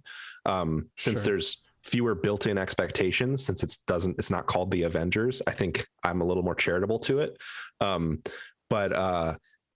it's also not being sold as the same kind of like expanding service game. And I've already seen more enemy types in it than there are in Avengers just in the demo. But anyway, no aimbots. The biggest bummer with Avengers for me was I bought it on PC and the PC player base just is non-existent at this point. Yeah. And so to know that because of crossplay that'll keep everyone's playing together basically across platforms, and that there's this huge influx of players, who knows if it'll be on Game Pass for 6 months or a year or forever. Yeah, they do phase things out, so it'll be fun to have access to people to play with, and it's great. And it's a cool game. If you have Game Pass, you should in Xbox, you should check it out. I think it's fun. And if you don't, you should check out the demo because I think that's fun. Yeah. What else was at this event? I again didn't watch it. I just kind of read the synopsis. So there was that. Well, there was an Avengers thing, wasn't there? There was, they did, it's kind of ridiculous because Avengers, they do their own. That's actually one thing they do pretty well is they have these things called war tables where they preview upcoming content. And they're pretty good. They're actually pretty well done. And the big thing that they did was detail a bunch of stuff about this Hawkeye DLC that came out this week, which... Oh, it's already out. Okay. Yeah, that was why I was like, why are they showing this? Because it was literally out the day that the event happened. And I kind of get it, but it was also, I was very low on it and was, if they weren't going to show new stuff, and like, I don't need to see Hawkeye's gameplay. Nobody's going to be sold on buying Avengers from seeing Hawkeye's gameplay. Sure. And if anything, they made me less excited for the expansion because they were like, oh, the aimbots are in the future. And I was kind of hoping maybe there would be new enemies. They do actually call them aimbots? Oh, yeah. Oh, I didn't know that. I thought we were just making a goof. No. So the it's Advanced Idea Mechanics is the name of the like big bad corporation. And they have these robots called aimbots because they go by aim because they're Advanced Idea Mechanics. Instant Messenger. Got it. Yeah. For what it's worth, aimbots have existed long before in Marvel Comics, long before PC gaming existed. So fair enough. It is not a pun. They've been around since like the 60s. So anyway, as far as I know, please don't email the comic book podcast if you have a problem or a correction for me. comic@fix.space. Comics, I believe. Yeah, but anyway, it ended up being okay because they showed a teaser for the Wakanda thing, which I desperately needed because I needed to know that they are still developing new content for that game and that they aren't like going like, we'll see how the Hawkeye thing does and then pull the plug. I think that the Wakanda thing has the potential to be that game's Taken King moment if they do a really good job with it. But they desperately need to inject some new gameplay, like new enemies and new environments we can expect. But like, there needs to be new boss fights and stuff, and like a group thing that's hard. Like the raid thing that you do in this game currently is single player, and all it is just 15 rooms in a row of the content that you can do otherwise. So it's that doesn't sound engaging. Rough. It's rough and it's sad because I don't agree with Andre. I think the game's fun to play. It's just that the content sucks. So I really hope that the other thing is that's disappointing is the fact that they actually are doing it very right in that it's not like Destiny. All this stuff is additive. It's not like now that the Hawkeye stuff is out, the Kate Bishop stuff is gone. All of that stuff is still there forever. So you could pick the game up in a year and you'd have way more game to play than if you picked it up right now and ostensibly, and it'll be cool. So anyway, I hope the Wakanda stuff is good. I was gonna say, hopefully it doesn't follow the Destiny trajectory where they start removing stuff. So it is no longer cumulative. I'll be honest. The stuff they're adding is so slim that I don't think they have anything to worry about, but we'll see what happens with the Wakanda stuff. I hope it's cool. And definitely is the thing that I think is going to be kind of its put up or shut up moment. If the Wakanda stuff comes out and it's at the same like level of depth as this Hawkeye stuff, then I don't know where that game's going to be in a couple of years. I think they're going to have to pivot to a free to play model pretty quick to even get anyone to play it. I'm surprised. I always thought it seemed like it would work better as a free to play. I agree. I think they should have put it out as free to play and then charged for new characters and story content personally. And I don't mean like a lot.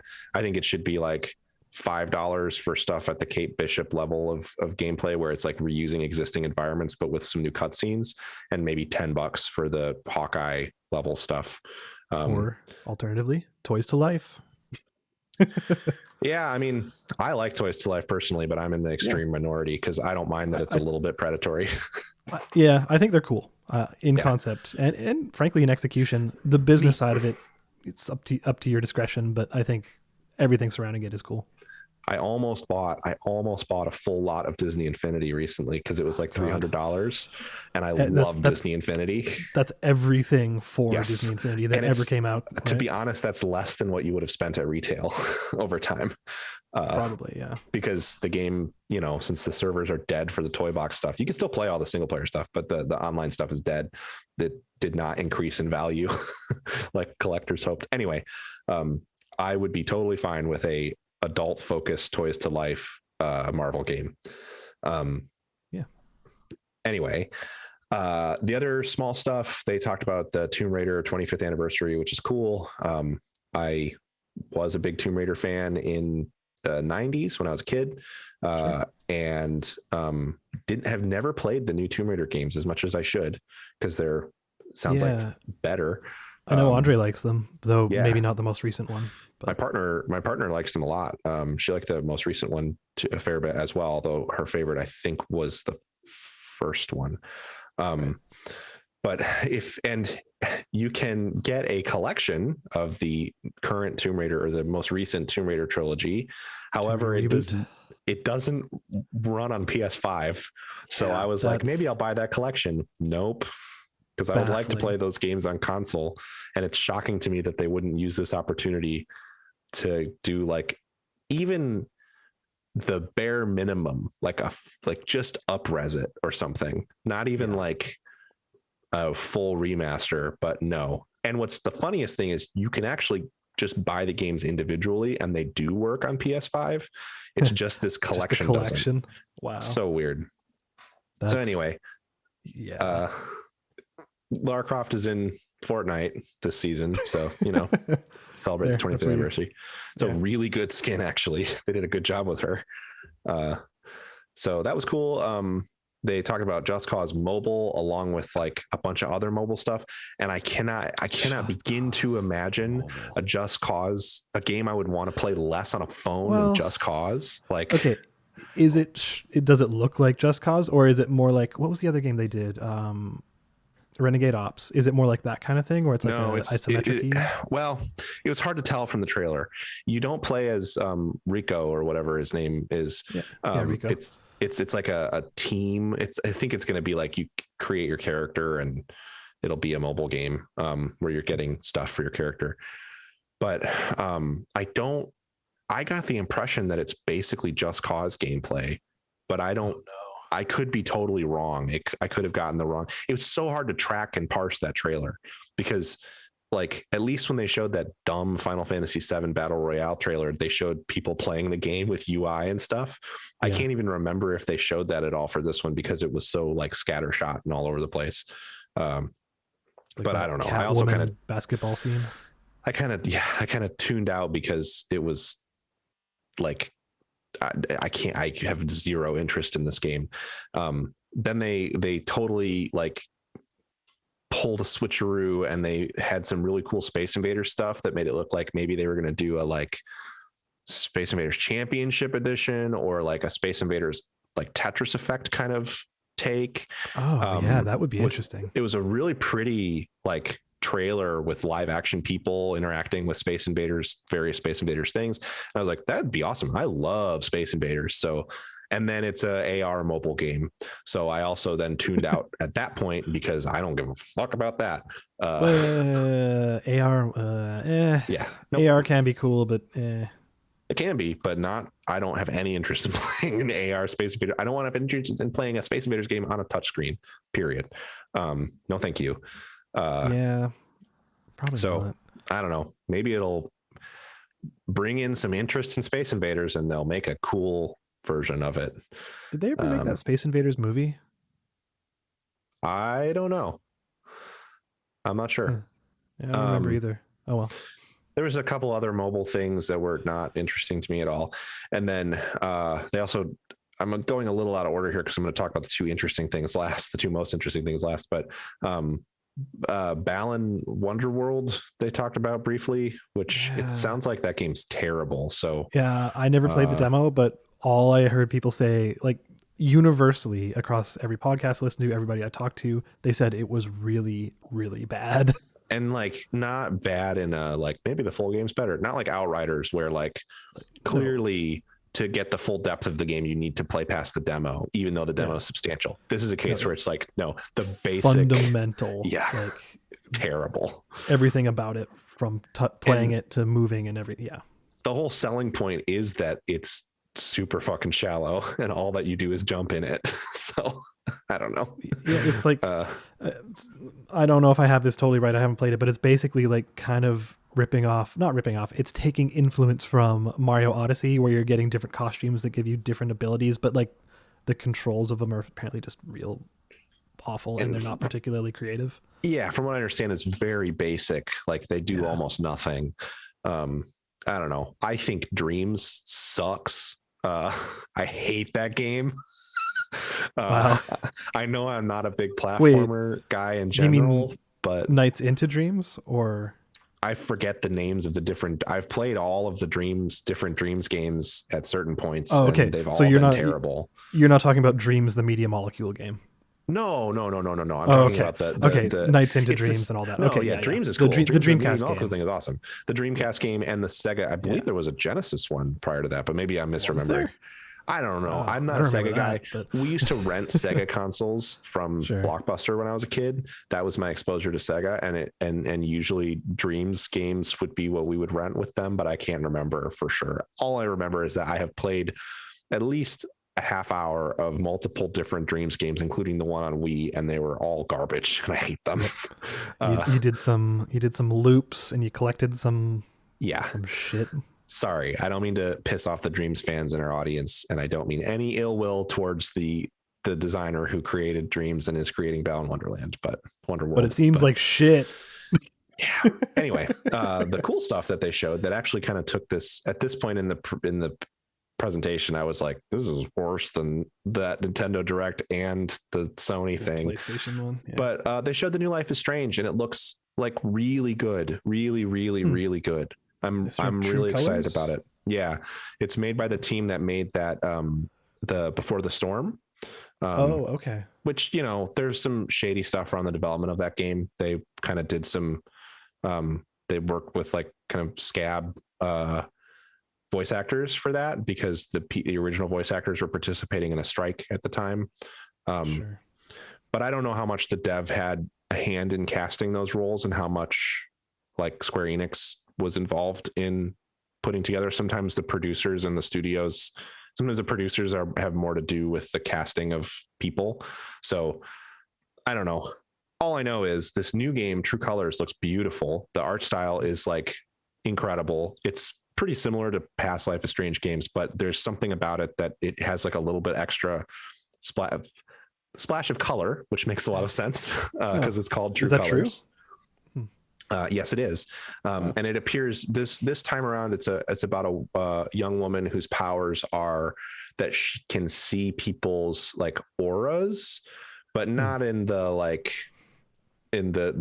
spirit healer sense, but she can actually see like people's emotions, and so it gives her the ability to empathize with people. And I think that's a really cool twist on the Life is Strange like kind of superpower thing, the way that those games do that. And it's set in Colorado, like in a gorgeous small town in the Rocky Mountains. Cool. And the cast of characters looks great. They went out of their way to talk about how like I don't know if she's like canonically queer in the game, but there's multiple like relationship options that you can pursue. There's at least like people who present as like a man and a woman that you can engage with, and then you're solving a mystery like you would expect from a Life is Strange game. But there's something about, well, I know what it is from what they said and what they showed. It appears that in this game, it's basically like an open world. So instead of linearly moving, it still has chapters. They're releasing them all at once, but it still has chapters. But instead of the way that Life is Strange, the first one anyway, I haven't played the second one, is kind of structured like a Telltale game where you're like going through sequences and then moving on to the next one. This from the looks of it is more like you have an open environment that you can sort of freely explore and then go into spaces and engage with people and do stuff. And like, I recently have been thinking a lot about it. If I were to make a video game, which I don't have the skills to do. But if I were to be able to create a direct video game, the thing I would love to make that I feel like we don't have enough of is a sort of narrative focused adventure game with some mechanical elements that's set in like a small but very dense open world where you can explore everyday spaces with a little bit of like twist of like magic, and it looks like that is very much what this game could be. So I'm quite excited about it. I think everything that they showed was really promising, and they're also doing a remaster of the first season and Before the Storm. For this one will work on new consoles, and they look like serious remasters, not just like a resolution pass. They actually are like redoing visuals and stuff. So there's some heft behind them. Oh, when did that first game come out? It's like 2016 or something. I think 2016. I'm gonna look it up just to be sure. But yeah, like it's not a new game. No, it must have been closer to 2014. Let's see. Really? Okay. I remember I was living somewhere else. 2015. Yeah. Okay. I was living in a specific city. I remember playing it there. Yeah. So yeah, 2015. I remember trying to get into it and bouncing off. And I remember watching Austin Walker and Alex Navarro playing it at Giant Bomb. So it would have had to have been a while ago. And yeah, I've always bounced off those games, but I can't tell you why really. I think it's just that structure, the Telltale structures never really appealed to me. And I think maybe that's my issue with Life is Strange. I think I would probably like the second season more because the episodes are more like longer chunks. There's only like 3 of them or something, and each of them are like a few hours instead of an hour. But I'm going to pick up these remasters when they come out and try that because I think I would like it. And apparently this new game, I believe, if I remember correctly, they did say that it does have some nods to the first game and Before the Storm. There's like a character from Before the Storm that shows up in True Colors. Don't nod. Oh, this is not Don't Nod. I for what know, it's worth. They're called Deck 9, which is also a weird name.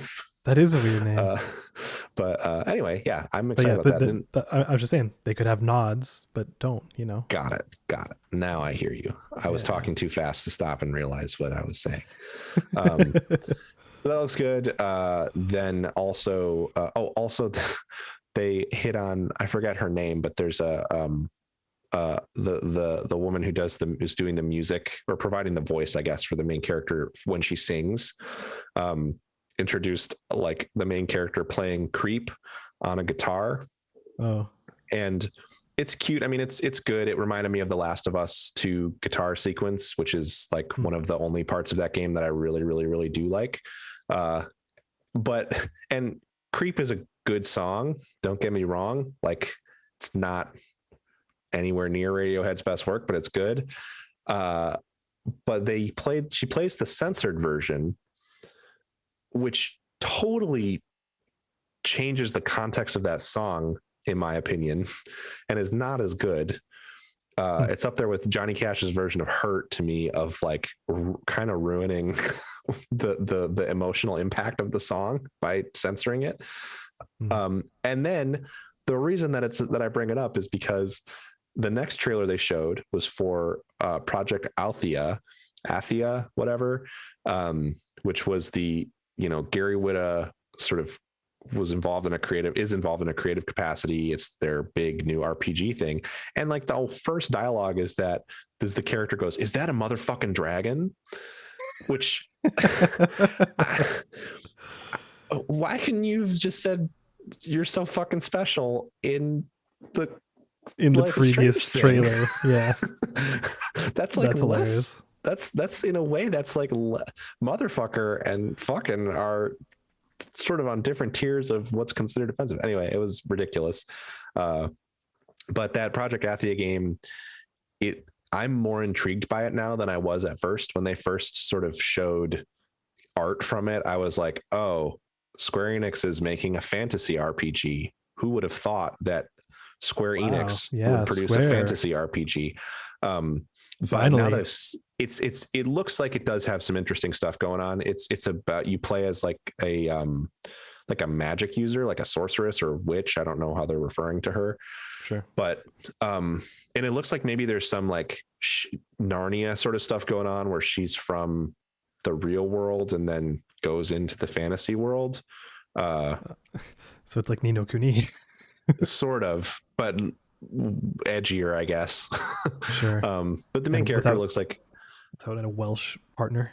Yeah, the main character looks like she's a cool design, and some of the traversal stuff they showed was cool. It kind of reminded me of the way that Final Fantasy 15 looks in motion, which I think is a positive thing, because I haven't played enough of that game to know if the detractors or if I'm on the side of a detractor or someone who's pro that game. But I love the way that game looks in motion, and this kind of had a similar vibe to me. And then she's doing like magic stuff, which is cool. She's not just swinging a sword around. So I don't know. I think it looks cool. And they also announced that the name of it is Forspoken, which I think is a cool name. And it is. And like Andre had found when he was trying to look up a trailer for it, that the trailer had 3 different names. Yeah. It was like Forspoken, there was Project Athia, and there was like some other third one that I don't even. Yeah, Witch. That's right. Is what they. It was like, so, but I'm pretty sure Forspoken is the correct name, because they had like art that said in the like title treatment. Sam thinks it's a bad name. Since Sam's not here, I can say that he's wrong. It's a cool name. It's evocative. But yeah, I think it seems cool from what I've heard. Yeah, and I mean, Gary Whitta wrote one of my favorite Star Wars movies, so he's a skilled crafter of stories. And if he's involved in actually writing the story for this game, that could be pretty cool. So yeah, I don't know. I'm excited for that. I think they said 2022 on that, which I was under the impression that game was like 3 to 4 years out when they announced it last year. So 2022 seems pretty soon, but I mean, all things maybe considered. they're confident. From what I understand, it seems like a lot of Square Enix's teams have transitioned through COVID pretty effectively. So from what I've heard, so yeah, maybe we'll actually play that next year. Yeah, they are one of the few non-indie studios that will be able to put out games in this coming year. Speaking of non-indie studios, Sony bought Evo.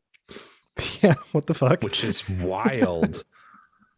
That's so bizarre. Yeah, I wasn't expecting to read that news. A lot of times game news comes out like games get delayed, or like this week we don't have it in our news, but like Gotham Knights was delayed, and I was like, of course it was. Yeah, that's why I didn't put it in news, because it's like, no, yeah, of course that game was never going to come out this year. And like things like Activision Blizzard laying off a ton of staff, which we could talk about in a few minutes. I'm like, of course they did, because they're terrible.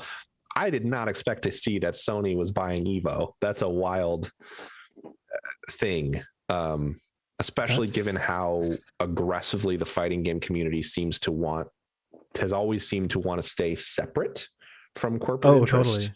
Yes, so it's fascinating. Yeah, it's just so strange, because like it's okay. So is Evo more than just the tournament?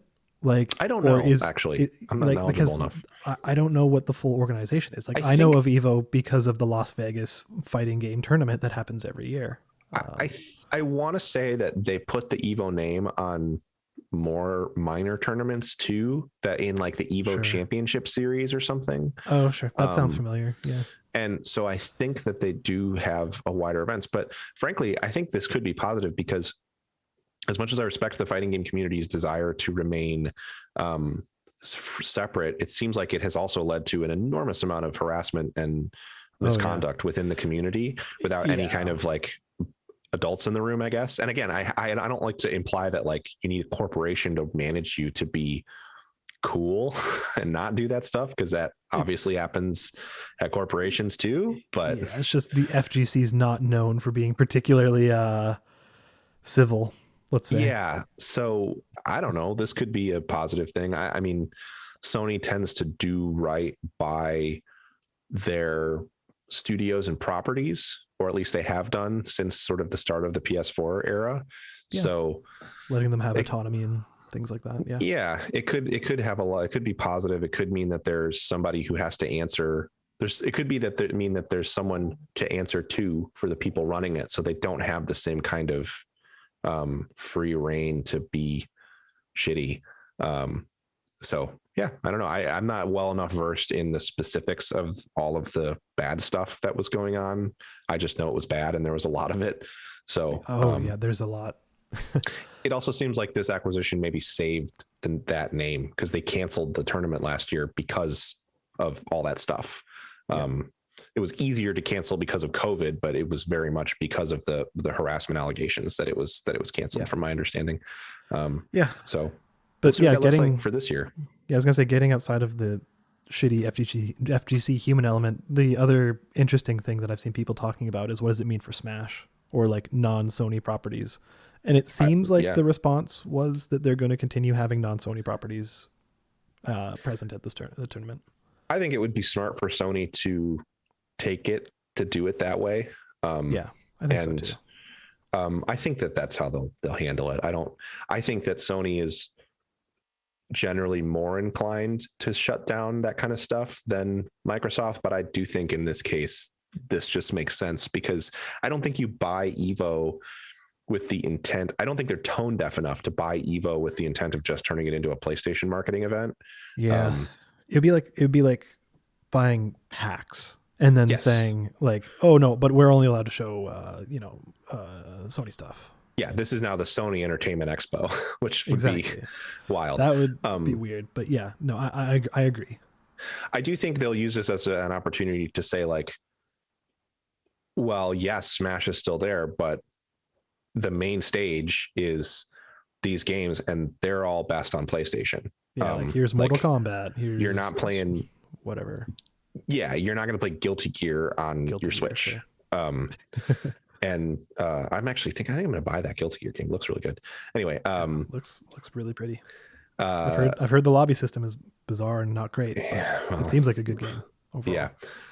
So anyway, I think that's all pretty interesting, and I'm interested to see where they go with it. I think one thing that this could potentially mean is that the accessing Evo will maybe be a little bit more simple for people who, like me, have an interest but aren't like in that community. Like I wonder if maybe Sony will put some muscle into marketing the event. Like one thing for me is a lot of times, because I'm not in that community, the week afterwards it'll be like, oh, did you see this crazy thing from Evo? Here's a cool clip. And I'm like, wow, I would have watched that live, but I didn't realize it was even happening. Yeah, no, totally. Evo, well, not last year, but every year it sneaks up on me. And I'm like, oh, Evo's happening right now? Oh, okay. It would be pretty cool if I turned on my PlayStation and there was a thing that was like, hey, watch Evo, push the X button right now to watch Evo. Would be neat. So yeah, and I imagine they're gonna have like Evo sales, like here's all our fighting games on sale kind of stuff. And you have to imagine they're gonna have oversight on like the commentary teams and the people that are on the desk, and Sony's good at picking people for that kind of stuff. So something Evo's done a little bit of this, but I would say Valve has been better at it with the international. It would be great to have like a newcomer stream, like have one stream with like the in-depth, really moment-to-moment commentary you would expect from like Justin Wong does a bit of that and now these days. But like the newcomer streams where it's like they're explaining, okay, why are they doing this? Why are they like break it down a little slower, being like, wow, this was cool because like those kinds of streams are great. Yep. I watched the Dota newcomer stream usually for a few matches just to catch up on any new heroes or like any more mechanics new meta stuff that I wasn't familiar with, because I don't usually watch the tournaments leading up to the international. So I think it could be a positive thing. I don't know.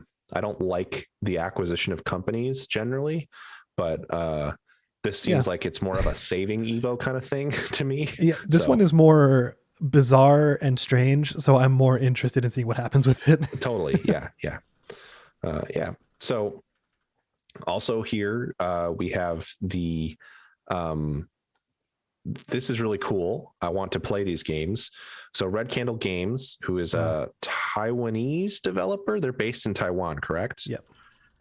They have two games, Devotion and Detention. I don't know much about Detention, but I've heard Devotion is genuinely quite good. And they're a horror game developer, very small team. And Devotion included a sort of portrayal. The who is it? Is it President Xi that it portrays? Yeah. Okay, I couldn't remember for sure, but it portrays him in the president of the People's Republic of China as Winnie the Pooh, which is something that is the Chinese government. He actively bans, and thus the government actively bans. It is like, this is like actual, when you talk about censorship, this is actual censorship. This is actual government censorship, the kind of very bad censorship. And the, like, you don't have the real coming for your free speech sort of censorship, not like getting banned on Twitter for being a spewing hate speech. Like Devotion had the censorship of being put on multiple stores, and then the government of China forcibly removing it or threatening the stores in their removal, essentially. And even worse, you know, obviously any action of this kind is inherently wrong and is a violation of human rights, in my opinion. But even worse than the government saying, no, you know what, we don't like this, we're taking it off the store. The developers were threatened with, like, I believe with like prison time and stuff. It was like a violent form of censorship. Anyway, I believe they took that out of the game. I believe these are censored versions of the game. I'm not positive on that, so I could be wrong. Yeah, I'm not sure. But I did pick up the full bundle. So cool. I'm going to do that this weekend. So I don't know if we mentioned that they basically put up their own shop, not related to any retailer. It's just, you go through their shop, you download the games directly from them. I have heard they don't have to worry about censorship of third parties censoring them, essentially. Yep. I have heard that some banks don't, and I think this is because they're a pretty small storefront that's relatively new in another country. So if you're buying from the United States or Canada, some banks are flagging the transactions because they ping off as like happening in the other country or something. You know, if you do get the transaction declined, check with your bank. They'll let it go through. It's them it's an anti-fraud thing. When I went through, it didn't have like a PayPal option or anything like that. It was just pure, put in your credit card number. And then, yes, it did go through my bank to be like, oh, confirm this is you with the 2-factor in my case. So that's not totally surprising, I guess. Yep. But anyway, I think it's a good thing to support, even if you don't like horror games. I don't think it's a particularly expensive bundle. No, you can get both games and both soundtracks for like $30. Yeah, cool. And from what I've heard, if you do like horror games, and I do, Devotion is genuinely good. And it was like discussed as really upsetting that it was taken down, in part because it's a cool game that people should be able to play because it's good, not just because it sucks that they were treated the way they were. Not just because it's controversial. It's like, no, it's actually a legitimately good game. The silly thing about the controversial part is it's almost, I don't want to say throwaway, that's not fair because everything's intentional, but it's a very minor, it's not relevant to the story necessarily. It's just in trying to clutter, and I mean that in the constructive sense, in trying to make the space look realistic and the portrayal of the, like, this room realistic. There just happens to be one of these memes sitting there on like a desk, because it's a young Taiwanese person. And so it's not crazy to think that they would have something like that just kind of laying around the way that any of us would have a funny picture laying around. So anyway, I think it's worth supporting them, and I definitely intend to pick up that bundle. It looks like it's $33.56 US to pick up the complete bundle, but you can get bundles of the soundtrack and games separately, $20 for Devotion and $17 for Detention. So it's very cool. Yeah, support them developers. Yeah, definitely. Next up, I think one of the best games of all time, Disco Elysium, the final cut, was refused classification in Australia, which effectively bans it there because retailers won't carry it if it doesn't not given its rating. This is like the ESRB equivalent, I believe. Yeah, which is interesting. So I think when I was reading about it, it's because I think what it said in their reasoning was because of drug use, essentially, because your character is under the influence of drugs at some points in that game. Several points in the game, definitely. But it's interesting that the PC release has been out for a few years now, and as far as I'm aware, it's fine in Australia for the moment. Yeah, I don't know. Up until now. I know that there's a lot of politics in the way that Australian classifications boards manage media.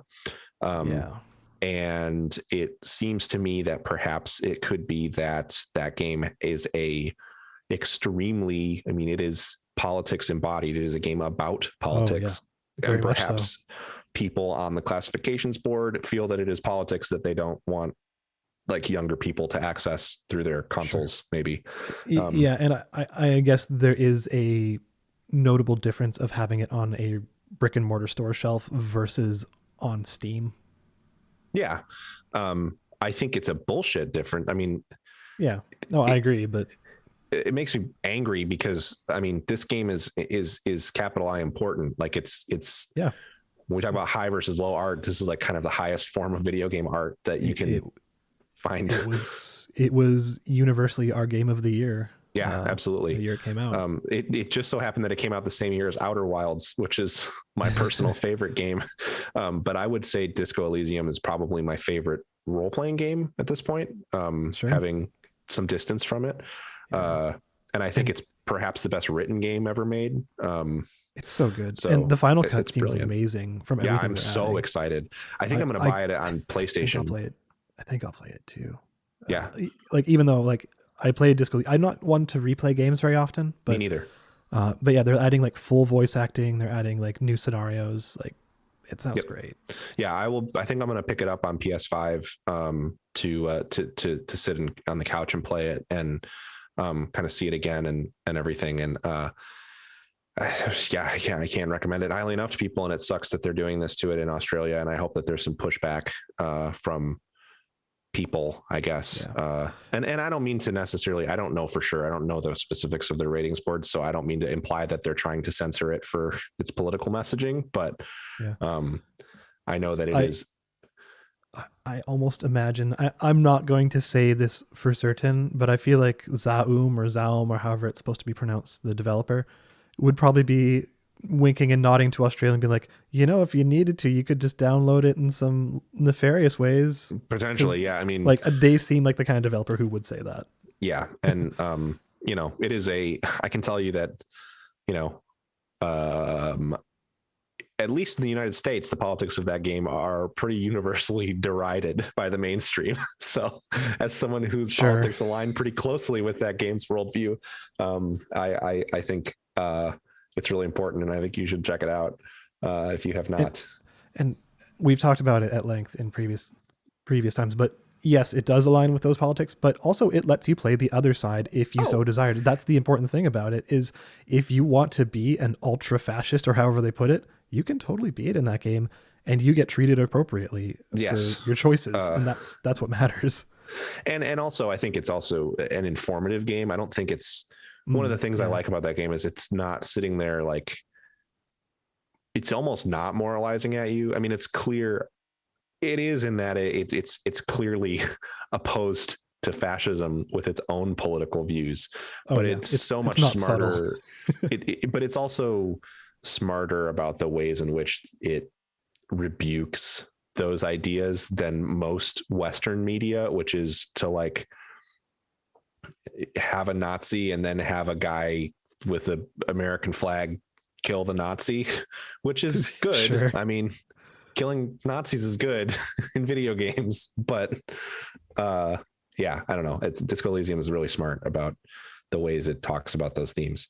And it wouldn't surprise me if there were some countries where the government would go, not so much. Wait a minute. We are the fascists. So, and my understanding is that Australia's political landscape, like the United States, is pretty fraught and it's not very good right now. Yeah. I recommend following folks like Damon and knock from the team that develops Necrobarista. They have some very interesting insights into Australian politics. Yeah, James Swinbanks, who is a cool person, and I know I've had some really lovely interactions with them on Twitter. Is another good one to follow, who's based in Australia. And I want to say Edmund Tran is too, also, right? Yeah. Oh. Huh. Former Australian editor and senior video producer at GameSpot, currently at ScreenHub. Cool. So he's a good follow as well for some Australia. Everyone needs more Australian follows and politics in their life. I feel like it's a country we don't think about enough in the United, at least in North America. And Disco Elysium is a good game to talk about this. And something I frequently see from Australian game developers is that it's very hard to make a video game which is successful in English, which is not American centric. Mm-hmm. So like it is very difficult for Zaum, like making games out of Poland and all the like to make that very like Eastern European in nature. Like, and the fact that this one was successful is fantastic. Yep. But like Necrobarista, like you can see Damon talking about like, yeah, having this be very Australian at its heart means we probably found way less success than if we'd set it in like, you know, Boston or something. Yeah. Like it English side of media, America is a dominant market. And like, even if you consider things like the UK and Australia and like other predominantly English speaking countries, all the media they consume when it comes to games is very centered around the American localization, the American, just everything. So, well, and American culture is so pervasive because of, frankly, like the spread of our imperialistic ways and and colonial ways. It's the same thing that's true of culture from England, where like everyone knows what New York City is. Everyone in the world knows, like, you may not be able to pick out the New York City skyline, but if you show a picture of the Statue of Liberty on something, everyone knows what that looks like. And sure, like the Sydney Opera House is kind of like that for Australia, but sure, I can't speak to what the culture of Melbourne is like, but many people can have at least some sort of stereotypical view of what like Los Angeles is like because they've seen movies or, you know, played a game or played Grand Theft Auto 5 or something. So it just is, American culture is so pervasive and everywhere that, you know, it's kind of been pushed on people. And then in the mainstream, it's hard to break in if you are telling a story that's based in, you know, other places, basically. Yeah, absolutely. So anyway, tangent about world media, but definitely and Necrobarista is a great one to play to get a little bit of insight into that, because there's some wild stuff in that game that you go like, oh, this is actually an aspect of Australian culture that's rad, and I didn't know that. Totally. So yeah, it involved a lot of Googling games. Yes. Speaking of Grand Theft Auto 5, we have a story here that Rockstar's thanked a fan for their fix for long GTA 5 load times and incorporated it on their PC and console releases. Yeah, and I think they compensated the person as well, like $10,000 or something. Like that's cool. Yeah, like people were saying, I don't know the exact numbers, but let's say the launch or the load time was like 5 minutes to get into GTA Online or something. I don't know if it's actually that long. I think it's like 2 minutes, but yeah, sure. Yeah, but now it's like at least half that. Or more in some cases. And yeah, this person just suggested this fix and like showed the evidence behind it. And then Rockstar were like, looked into it. They're like, yeah, you're totally right. This is awesome. Great job, person. And yeah, now it's officially part of the game. Sony, Jim Ryan, Hellman Hurst, I know you're listening to the show. I know you listen religiously every week. Do this with Bloodborne. The patch exists. Pay the person who made the patch and put the patch in the game so we can have 60 FPS Bloodborne. Yeah. Hey, Square, ever heard of the FAR mod? I've never heard of the FAR mod. That's for Nier Automata on PC. Oh, okay. Or what's the Dark Souls one? DS Fyx. DS Fyx. Yeah, get some DS Fyx in I there. want to say that they basically, not Square, but when they did Dark Souls Remastered, it basically incorporates that on PC, and I believe you got remastered for free when they put it out. Anyway, if you had Dark Souls 1. Anyway, more of this stuff. I mean, like, the amount of money that 2K really, as the parent company, has to pay this person for this fix is like trivial to them, and it could be life-changing to that person. Totally. And so if they're a fan and they did great work, just compensate them and put it in the game. And credit them. Put their name in the credits. That would be amazing. Yeah. I mean, like, it seems so simple to me to do this, even as someone who understands aspects of like consultancy and business development and like the workings of a business. It's really not that hard to pay that person as a contractor and have them sign over this work that they're doing, clearly because they want to improve the game. So anyway. Yeah. I don't imagine they did it out of frustration or anger. They probably did it because they're like passionately loving the game and they just want to improve it. Yeah. Like you said. Yeah. So yeah, would love to see more of that kind of stuff. But those stories are on the board. Speaking of corporations, Activision Blizzard laid off a bunch of people. And there's actually some news came out today that they're looking to lay off more people from Blizzard. As of this morning. Yeah, I'm not surprised. I mean, Bobby Kotick is one of the biggest scumbags in entertainment, I'm happy to say, like outside of even just games. Because he's been in Moneyball. Is that why? Yeah, well, he's a fucking asshole. And I absolutely hope that I don't wish death on people, but I hope that he has a really bad burrito and gets like awful diarrhea that lasts many days. And he has to take his conference calls from the can. Let's give it months. Yeah. Okay. Sure. Yeah. I thought you were going to say that I was being too harsh and I was going to push back, but no, I'm happy to make it worse. Yeah. And to be noted about Bobby Kotick, that's one of the shittier parts of it. Well, it's already shitty that people are being laid off. Like, it seems like the severance package they were given was half good, or let's say 3/4 good, 1/4 like, what the fuck are you doing? Which was like, they're getting however many months Blizzard gift cards. Yeah, they're giving him a $200, $250 like BattleNet gift card as part of their severance package. It's like, I don't want to say anything kind about Activision in this instance, but I will say severance is definitely not. If you're listening from another country where there's severance is pretty common, I've never gotten severance when I've never gotten laid off in this way, but I've been at companies where other people have been laid off and they've never gotten severance. So severance is not a guaranteed thing in the professional world in the United States, but especially not in the game industry. So the fact that it's there at all is good, but the fact that a gift card was a part of it is just very tone deaf, let's say.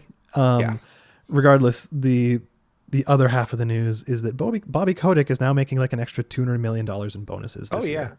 Because the company is performing great. But, they had to lay off these 50, 100, 200 people, however it ends up being.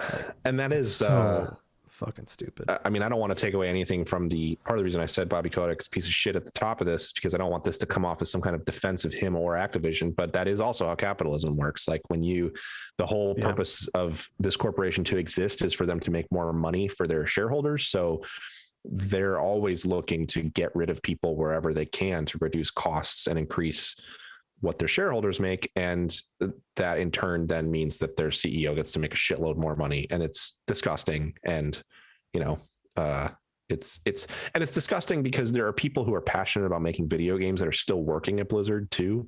And it's traumatic for them as well to have to see people that they know laid off this is a big part of the reason I got out of working in games. Because you never know if like a pink slip is around the corner, even with these big companies where they're like Activision Blizzard posted a very large profit over the fiscal year, because we're at the end of the fiscal year now, and they've like on investor calls been like, yeah, we're doing great, we're doing excellent, like we've benefited from this pandemic because everybody's in and playing games, yay. Like Call of Duty and Warzone and all those things are doing really excellent. But so being at a company that is that successful and then just not knowing if you're going to have a job the next day, the next week, is extremely stressful. It's extremely anxiety inducing. And for a lot of people, like PTSD is a strong word, but it can have that effect of where they move to a new job and they are just going to be anxious because they're conditioned to it. Like it is trauma. I mean, it's a different kind of trauma than what some people experience for sure. And maybe to different degrees, but it's a terrible thing. I have friends who were laid off at companies in the past, and it has affected them throughout their professional career. So it's rough. And the other angle of it that I didn't really like not that I'm saying I think it's great that Vicarious Visions was folded into Blizzard. That's like on top of all this, that's like, man, this whole narrative is fucked. But I didn't like when I didn't agree with when people were like, oh, they're just going to be put in a room and forced to make Overwatch skins forever. Because for some people, with the way that I only know this because I've had friends who have worked at Blizzard in the past. Culturally, when you work at Blizzard, lots of people there get really invested in the project. And there's people who love making Overwatch skins. That is something they're deeply passionate about. And I agree that it's shitty to force people to do stuff they don't want to do. So I'm not necessarily being critical of anyone who's critical of the folding of Vicarious Visions into them. But they make properties, like we can clown on stuff like World of Warcraft and Overwatch and Diablo, but these are franchises that have deeply passionate fan bases, deeply passionate communities, and deeply passionate people making them. And it's so painful to hear about those people who don't deserve your ire. Like the artist making an Overwatch skin doesn't deserve to be like attacked for the fact that they work there. But it's also the company itself is so shitty and doing such shitty stuff at a larger level. And it just sucks for everybody there. Everybody, of course, who was laid off, and everybody who's frankly playing and enjoying their games too, because it means that there's less talent there to be making that stuff. So it's just terrible all around. Yeah. And one thing I was going to say, like specific, I can't find it. I've been kind of searching in the background, but I don't remember if it was like a mini documentary or something I saw or an interview that I read. It was many years ago, whenever Overwatch came out, like 6 years ago or something, where they were talking about the act of making skins and doing the animations for individual characters. And like, it's usually one person, or when they were making it then, it was one person. Like the person who, like Lucio was all one person, and they decided like the way Lucio would animate and his personality and, like the major skins he would get, like what would fit his personality and what would work and stuff. And same for May, same for Roadhog, all the characters, they all had one individual person that was overseeing those things to make sure that it was consistent with that character. So like, yes, you're 100% right.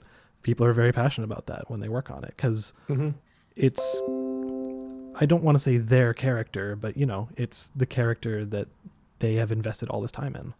Yeah.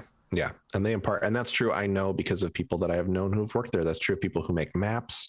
That's true of people who work on sound design and music. I mean, not that that's not true at other developers either. That's not my implication, but it's more than just a job for a lot of people. And so for them to just get the rug pulled out from under them so Bobby Kotick can make another $200 million is just a fucking disgrace. And it is.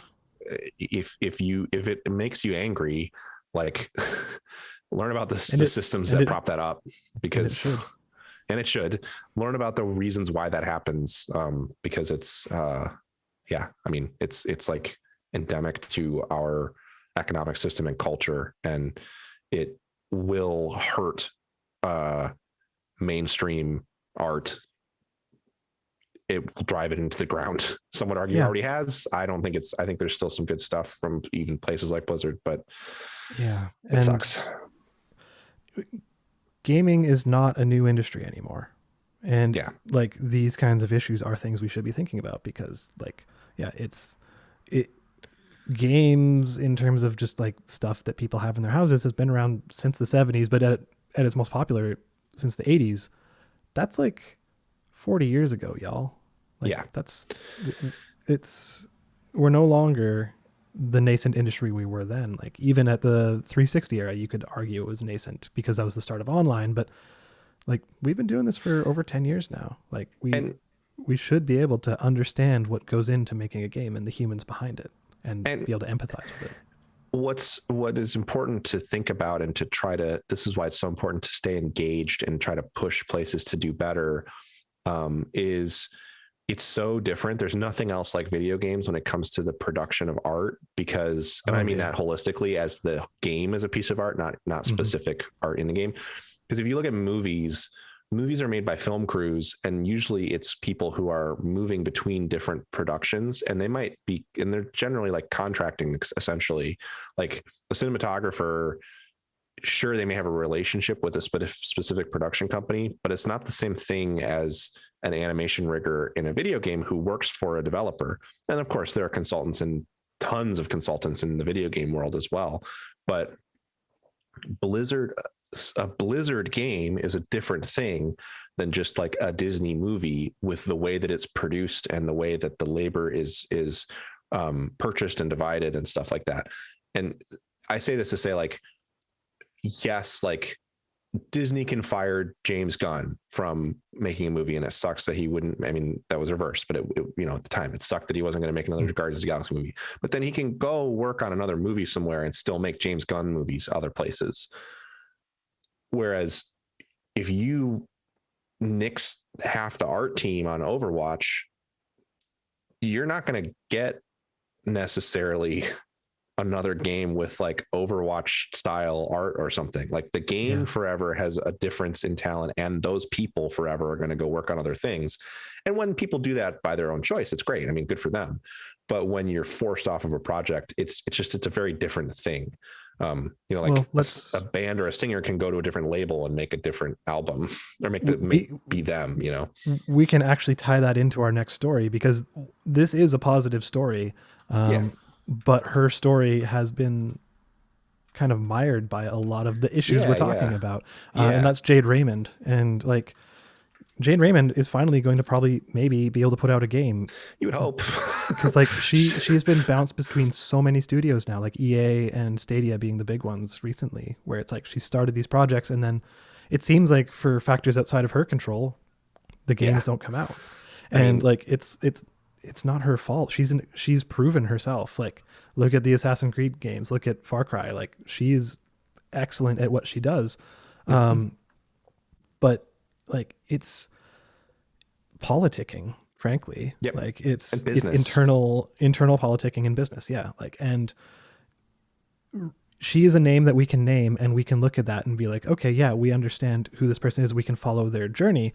But like, you're right, there are a lot of people that we don't follow, and making games is a very holistic art. It is a deep integration of, let's say visual art. So artists that are drawing things, that are modeling things, that are rigging animations, and animation, of course. Then you have audio. So you have audio sound designers. You have music, like, and the music has to fit the art, and it has to do all this. And then like, it's brought together with programming, which people don't often think of as art, but like, oh, it is. In a way it is.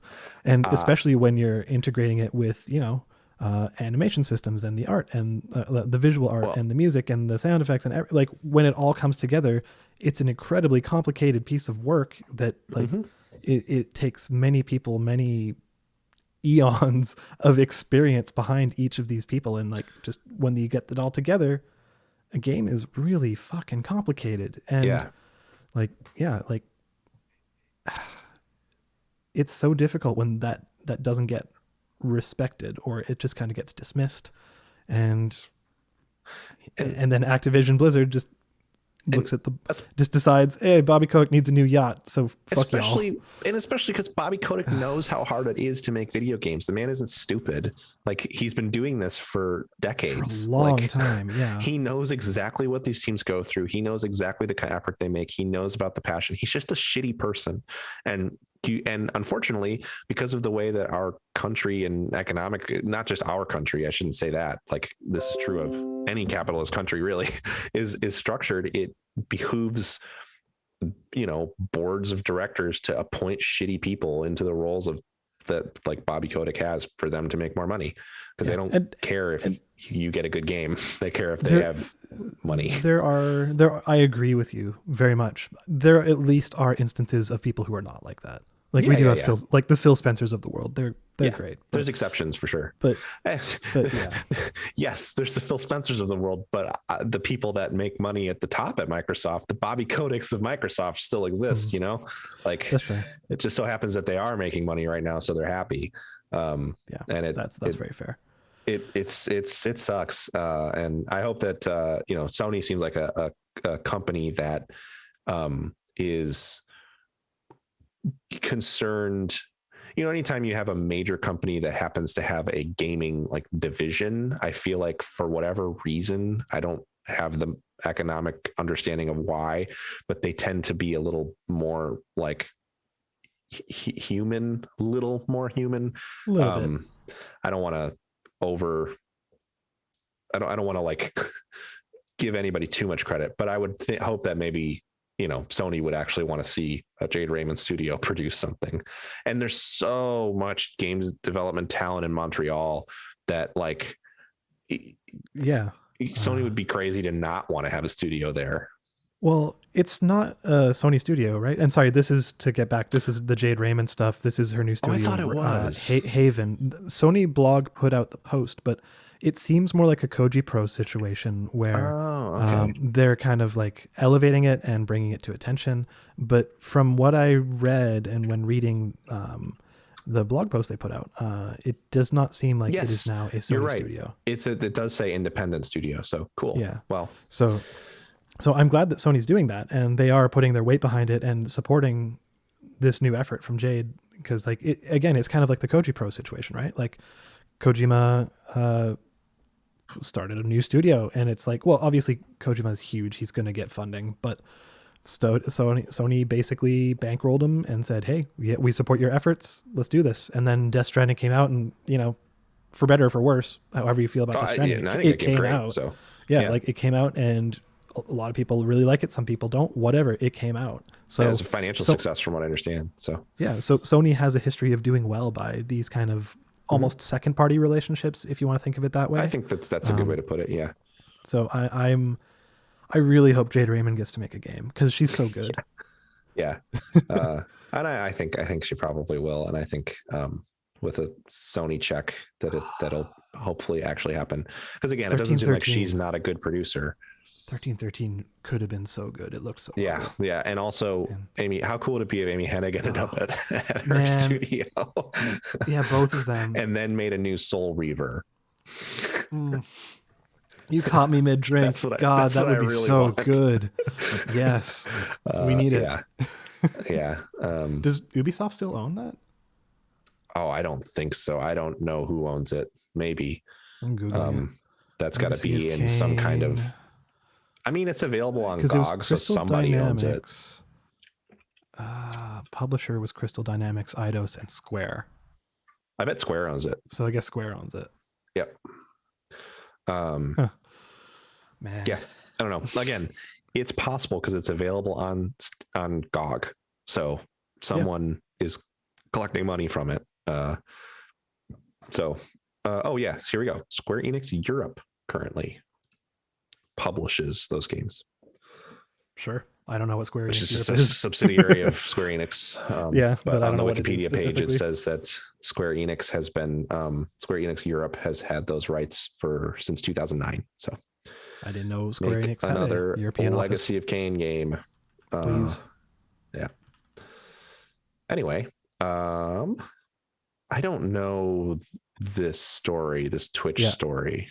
I put it in very ambiguously because I figured I was going to say no one else, but it's just you and me at this point that you wouldn't get it. So no. There is a stream by a streamer called Ludwig Ahgren, Ahgren. And he started it with this kind of theory. I don't know, this like reward, I guess, where for every sub, he would add like another 10 seconds or 30 seconds or a minute to the stream or whatever, depending, I think, on the tier. And it got to the point where like, he's like, okay, well, I'm hoping we'll get like 24 hours out of this, and like, that would be amazing. And he's been doing it for several days now. And on the clock last I looked, it was like 70 hours. So like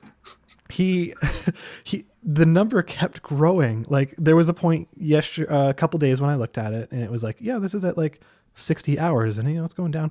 And I looked the next day, it's like, yeah, 75 hours. It's like, oh, this is just getting longer. So it's almost turning into like a Truman Show type situation where he's like, he switches the stream to his phone and it's him making lunch or going and working out with his roommates. TV vibes. Yeah, major Justin TV vibes. And like, it's been really fascinating.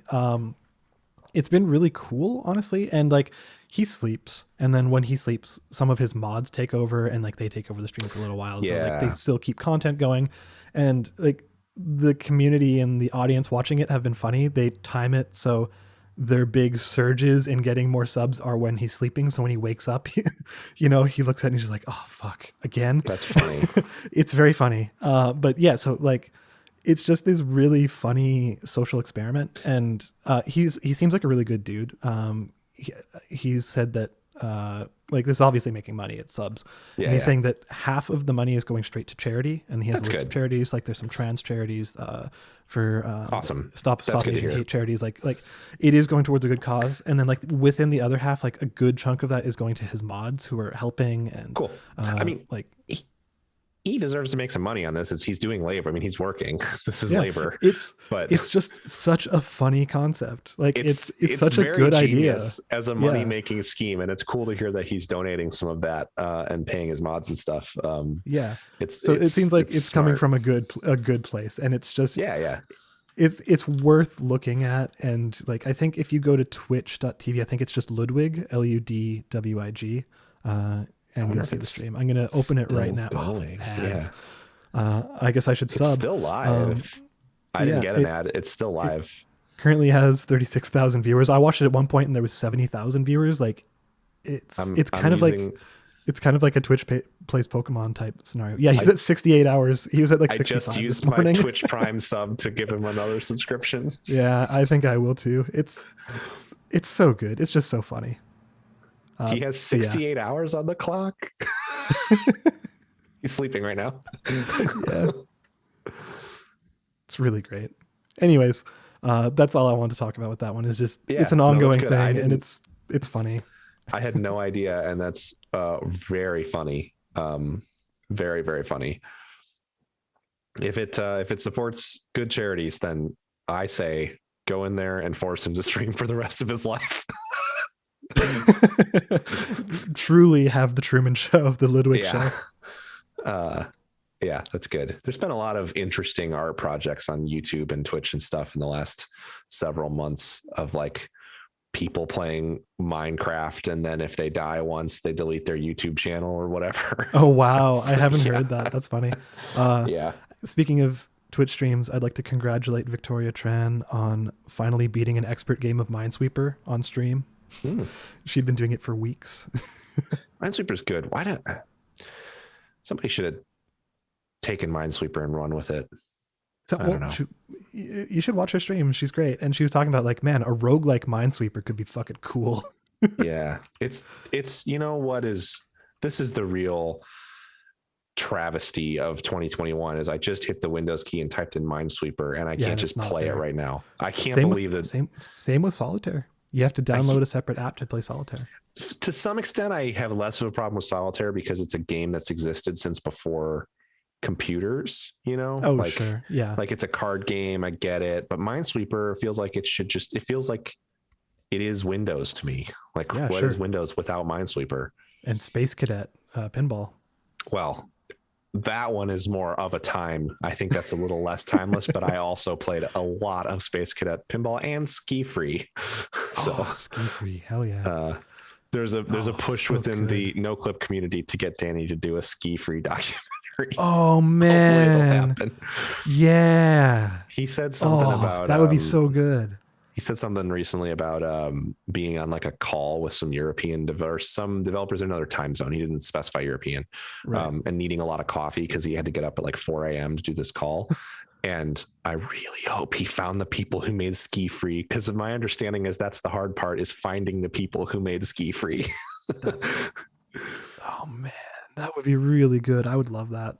Yeah, that's a good pick. Yeah. Anyway, anyways.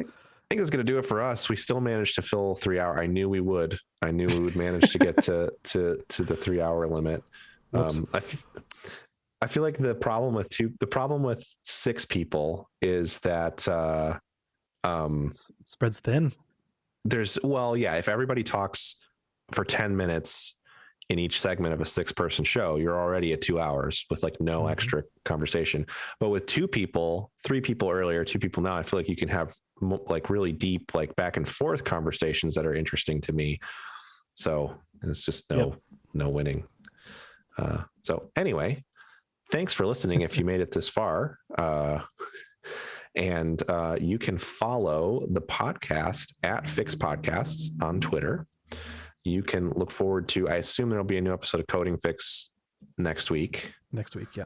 And you can also, we're still on a bit of a hiatus from Comic Book Fyx because we just wanted to build up a bit of a backlog of episodes, and editing those, because it's a tighter show, can be a little tricky. So there's some time sink that goes into that. And so having sort of a buildup of episodes is good. And there's a bunch of comic book related stuff happening right now. So we figured we'd rather record some stuff, and then maybe when there's a little bit of a lull, then you can go back and see our thoughts on things like Zack Snyder's Justice League.